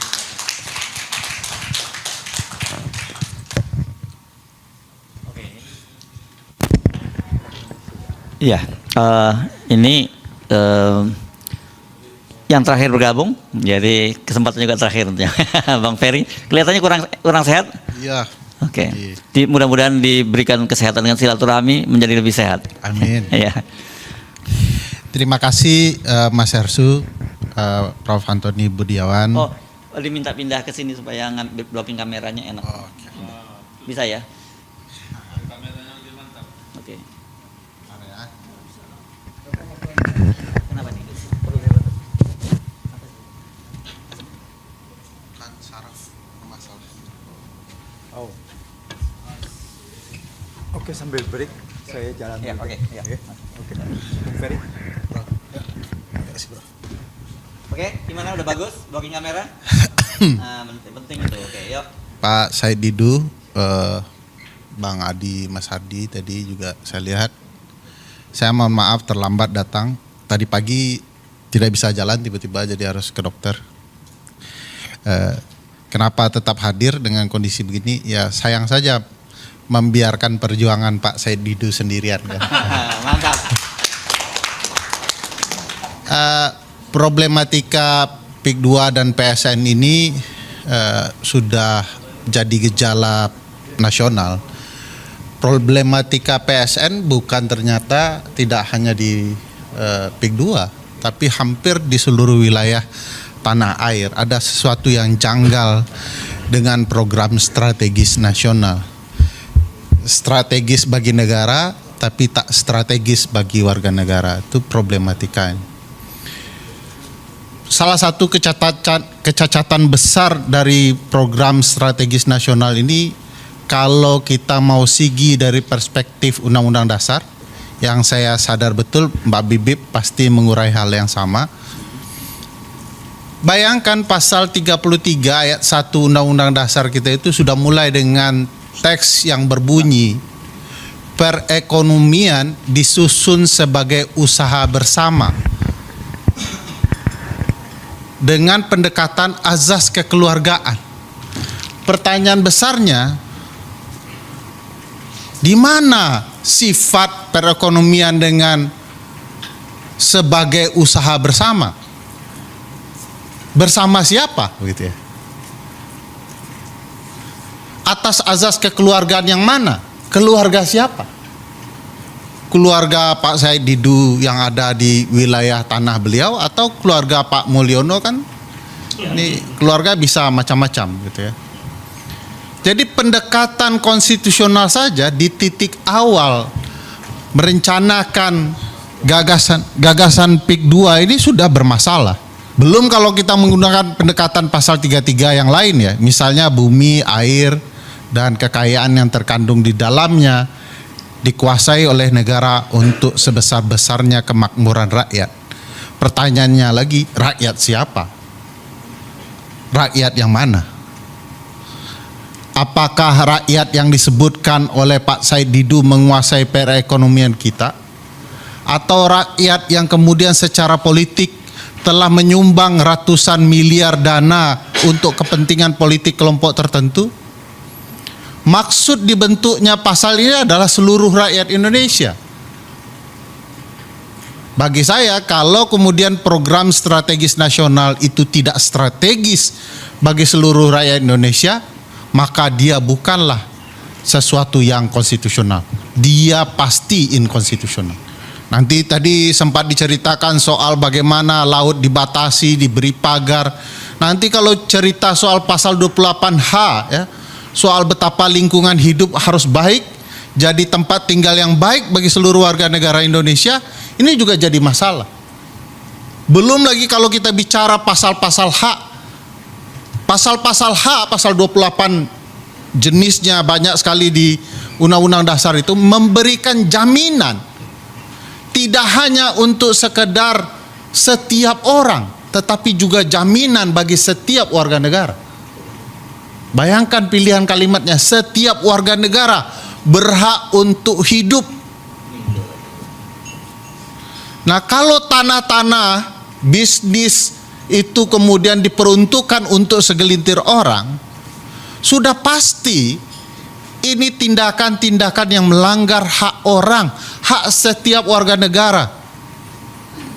Pertanyaan besarnya, kok bisa negara mengabaikan konstitusinya? Kok bisa pemerintahan tidak baca Undang-Undang Dasar dan kemudian menentang Undang-Undang Dasar itu? Saya punya keyakinan bahwa Undang-Undang Dasar itu adalah sesuatu yang embodied, ada di diri orang.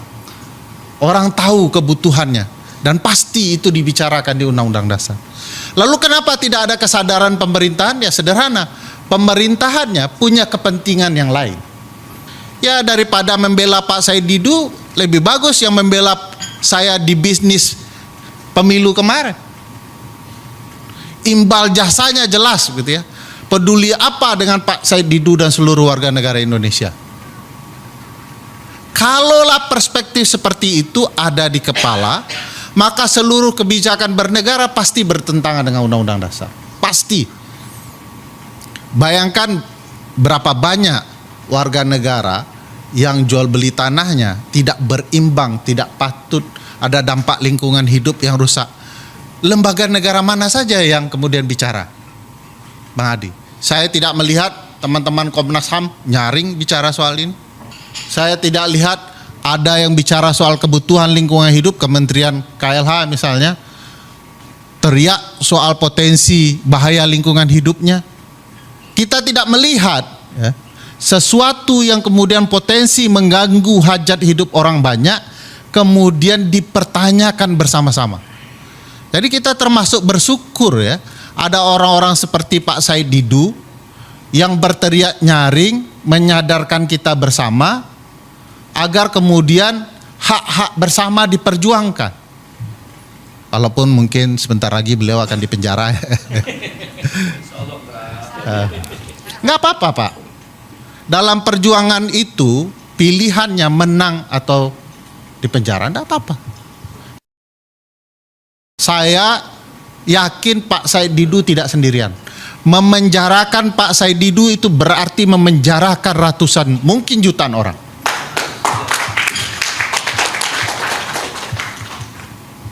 Kan kemarin sudah dapat pelajaran tuh.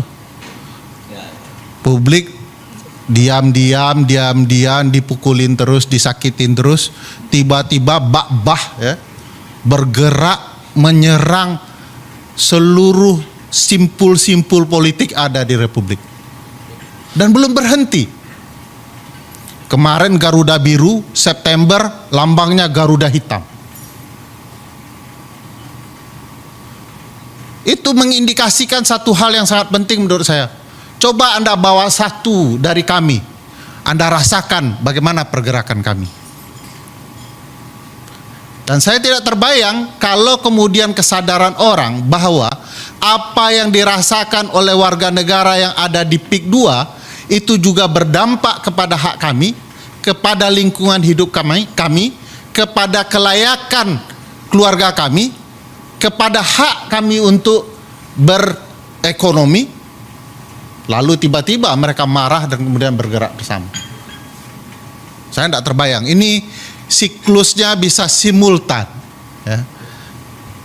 Kemarin ada teman-teman mengatakan begini, ya, ini kebiasaan takut bicara mungkin.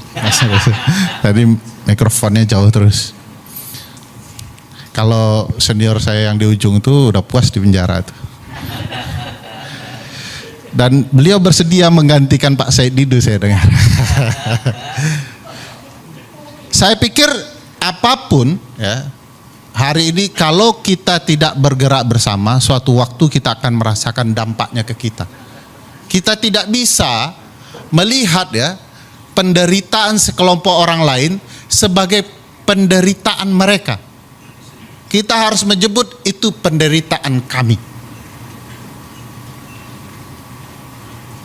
Dan apa yang terjadi di program-program strategis nasional kan juga kita bisa ketahui ya, di beberapa daerah itu jadi masalah. Saya ingat Komodo jadi masalah. Di daerah sini juga sudah dikuasai pebisnis yang menjadi objek pariwisata. Saya lupa, di satelit Jakarta ini. Sentul yang dijadikan oleh satu pebisnis Pak Haritanu. Oh, Lido. Nah, Lido. Nah, PIK 2 juga sudah kian besar dan saya pikir tanah yang dikuasai luar biasa. Saya tidak tahu ya apakah kemudian Jakarta dan sekitarnya begitu penting sehingga kemudian seluruh tanah mau diambil oleh kelompok bisnis tertentu dan nanti ibu kota dipindahkan gitu ya. Nanti rumusan bisnis itu akan juga ada di seputaran Jakarta. Menariknya, kawasan aglomerasi yang termasuk pasti PIK di dalamnya itu bukan kebetulan ya, dikuasai oleh wakil presiden kita ke depan menurut undang-undang daerah khusus Jakarta.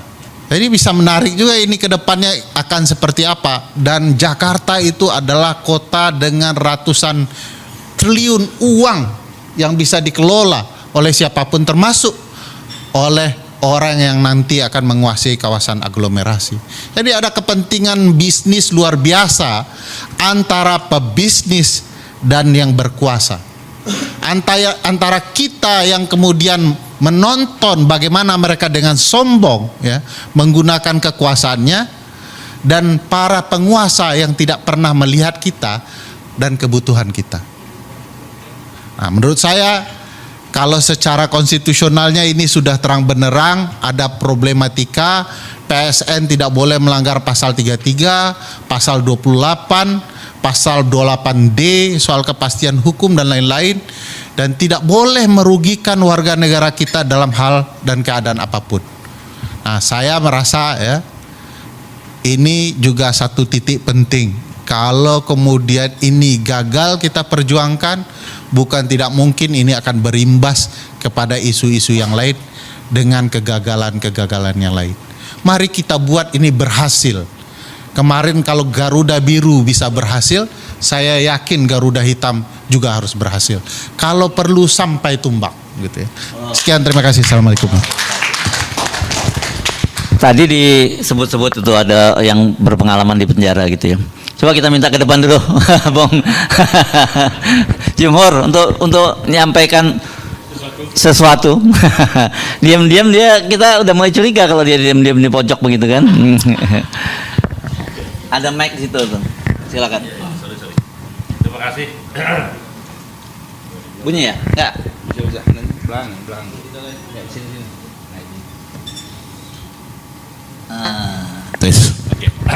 Terima kasih. Assalamualaikum warahmatullahi wabarakatuh. Saya mau nanya satu soal konstitusi dulu ya. Yang pertama, kalau peraturan presiden itu kan biasanya turunan dari undang-undang.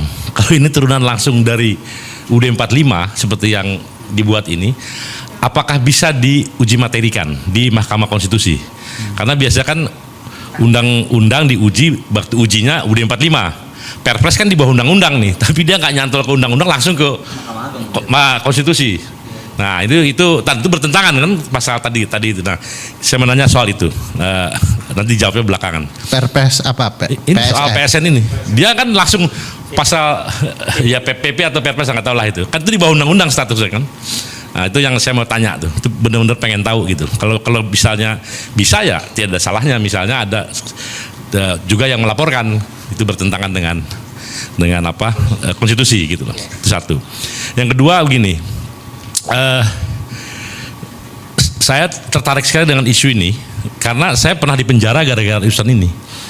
Waktu kami kuliah di ITB dulu, kami melawan Orde Baru melalui penggusuran tanah-tanah rakyat.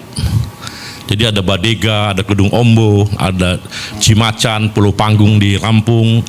Itu semua kayak begini, digusur gitu dengan ganti rugi. Waktu itu 1 batang rokok tuh, 1 per meter persegi. Sebatang rokok Pak, rokok biasa itu. Kita marah gitu, dia kok bisa begini. Nah akhirnya singkat kata kita ngelawan Orde Baru dan kemudian saya dan teman-teman dipenjara 3 tahun. Nah sekarang ini berulang lagi gitu loh. Berulang lagi. Waktu itu saya masih kuliah di ITB waktu itu. Mungkin kalau ada teman-teman mahasiswa nanti bisa mempelajari gerakan mahasiswa pada waktu itu. Sekarang muncul lagi dan saya mendalami lagi soal Max Havelaar yang kebetulan di Banten juga nih, di Lebak. Dulu itu dianggap penindasan Pak, tanam paksa hanya karena rakyat disuruh ngambil 20% lahannya untuk ditanami yang diatur pemerintah. Dan itu kemudian katakanlah dijual kepada pemerintah. Kemudian itu ada bupati ya yang kemudian menyalahgunakan sebagian, akhirnya terjadi proses eksploitasi kepada petani. Itu zaman kolonial tahun 1860-an. Nah sekarang bukan lagi desain, bukan 20% Pak, ini 100% hilang gitu loh.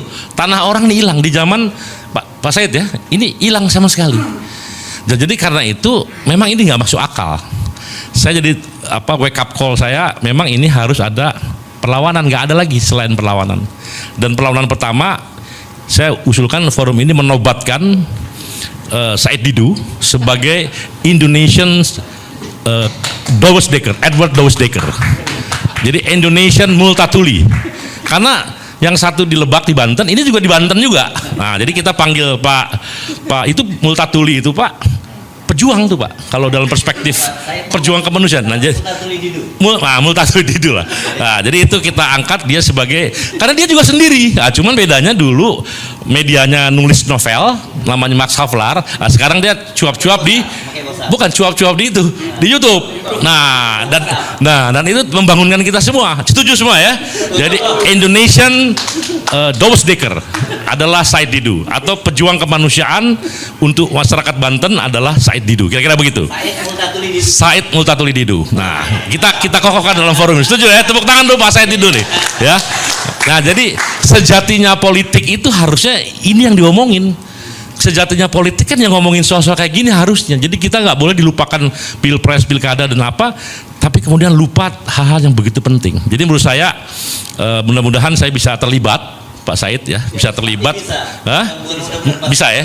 Ya alhamdulillah kalau pasti bisa. Dan saya teman-teman di gerakan petani soal reforma agraria dan sebagainya, termasuk kaum buruh Pak. Kaum buruh juga sudah ada komunikasi yang cukup intensif bahwa cara-cara seperti ini adalah harus dilawan, dan mudah-mudahan insya Allah ada keberhasilan. Terima kasih. Wassalamualaikum warahmatullahi wabarakatuh. Oke, Pak Ferry dijawab tadi. Iya, kalau pengujian peraturan di bawah undang-undang, PP, Perpres dan lain-lain itu, Permen, Perda, ya bawanya ke Mahkamah Agung. Kayak Kaisang kemarin ya, yang putusan 23 itu. Kenapa ke Mahkamah Agung? Itu perintah Undang-Undang Dasar. Cuman kalau ke Mahkamah Agung itu yang meningkat itu iman kita, Bang Jumhur. Sebab begitu dimasukkan permohonan tidak ada persidangan. Jadi banyak aja berdoa sampai putusan keluar. Nah, itu makanya yang meningkat iman. Jadi lebih banyak teman-teman menyarankan ke Mahkamah Konstitusi, walaupun hasilnya belum tentu juga baik, tapi pertarungannya terbuka. Jadi kalau problemnya ada di PP dan Perpres, pasti ada sangkutannya dengan undang-undang. Pasti ada. Saya yang jamin, Bang. Walaupun undang PP-nya tidak diperintahkan, dia PP dan Perpres itu bisa berdasarkan kewenangan. Nanti pasti ada undang-undang yang menyantolnya. Bagaimana supaya PP dan Perpres itu bisa mati dengan sendirinya? Ubah pemaknaan yang ada di undang-undang melalui pengujian terhadap undang-undang dasar di Mahkamah Konstitusi. Sehingga kalau kemudian pemaknaannya dibuat pasti sesuai dengan kepentingan konstitusi, maka peraturan yang ada di bawahnya juga akan berimbas dengan sendirinya. Jadi biasanya kami melakukan begitu. Jadi tidak kemudian bergantung kepada Mahkamah Agung. Bukan tidak bisa ke Mahkamah Agung, tapi terlalu sunyi. Sunyi dalam artian kita nggak bisa tahu apa-apa di Mahkamah Agung itu. Jadi walaupun udah jelas ditafsirkan berbeda ada. Ya, banyak kan umur ya. Udah jelas kan. Sudah jelas 40 bisa diturunkan kan begitu ya. Nah, itu makanya sebagian dari kami selalu berupaya ke Mahkamah Konstitusi walaupun belum tentu menang. Tapi publik bisa mengetahui apa yang sedang terjadi dan cara berpikir hakim bisa dilihat. Di Mahkamah Agung begitu salinan petikan putusan keluar, belum tentu putusannya keluar. Kita tidak tahu apa argumentasi hakim sesungguhnya, lama sekali. Jadi ke Mahkamah Konstitusi menurut saya jadi pilihan. Nanti kita bisa bacakan kira-kira nyantolnya di undang-undang mana. Kan bisa dikejar ya kalau PSN itu ternyata merugikan lingkungan, kita hajar di undang-undang yang terkait dengan lingkungan hidup. Kalau kemudian ada birokrasi administrasi pemerintahan yang bermasalah di undang-undang PSN itu kita arahkan kepada pengujian undang-undang administrasi pemerintahan gitu ya. Jadi bisa ke sana nantinya. Jadi harus dibaca dulu yang Bang Jumhur maksudkan PP atau Perpresnya seperti apa. Nah, nanti kita akan arahkan ke undang-undang yang mana. Saya pikir itu. Terima kasih. Oke, terima kasih sekalian konsultasi hukumnya ini ya. Gratis lagi itu. Iya, gratis. Untuk perjuangan. Oke, tidak terasa kita sampai di ujung perjumpaan kita kali ini. Saya tahu sebenarnya masih banyak yang nggak puas, tapi lebih baik kita nggak perpanjang di forum ini. Nanti bisa mingle saja, langsung ngobrol di antara kita kalau ada yang perlu hal-hal yang ditanyakan ya. Kalau kita terus dilanjutkan ini akan sangat panjang. Sekali lagi terima kasih atas kehadiran Anda semua, dan paling penting buat kita itu terus menjaga semangat dan jangan pernah berhenti ya. Jangan pernah berhenti mencintai Indonesia ini. Jangan pernah berlelah untuk berjuang demi kebaikan bangsa Indonesia sampai iblis-iblis yang tadi dipaksa keluar dari surga itu hengkang dari Nusantara ini. Saya Irsbun Arif, sampai jumpa lagi. Assalamualaikum warahmatullahi wabarakatuh. Waalaikumsalam. Baik, saya tutup dengan puisi ya. Silakan puisi lagi. Dinasti. Menarik. Barang siapa membangun dinasti menggunakan perangkat demokrasi, maka dia wajib dinista. Dinasti adalah panggung sirkus. Dinasti adalah panggung sirkus, sedang alat negara hanya sekumpulan badut. Jumpalitan di hadapan yang dipertuan, yang pandai menjilat bisa cepat naik pangkat. Tapi kepada rakyat mereka jahat, memamerkan semua tabiat buruk yang dimiliki manusia. Bohong, korupsi, adigang, adigung bikin rakyat bingung. Predator bagi keadilan, demokrasi dan kesejahteraan rakyat. Dinasti adalah kotoran kediktatoran, sedangkan diktator hanya sibuk membebaskan dirinya sendiri, membangun kemewahan bagi keturunannya, tapi tak pernah peduli pada nasib rakyatnya. Membangun jalan bebas hambatan, tapi kebebasan berpikir dihalang-halangi. Membangun kereta cepat, tapi pemerintahan berjalan mundur. Itu sebabnya kenapa dinasti wajib dinista. Atas nama demokrasi, mari kita bergandeng tangan ngepung embrio dinasti agar gagal lahir di bumi pertiwi. Terima kasih. Wassalamualaikum warahmatullahi wabarakatuh. Oke, terima kasih. Sampai ketemu lagi di edisi berikutnya.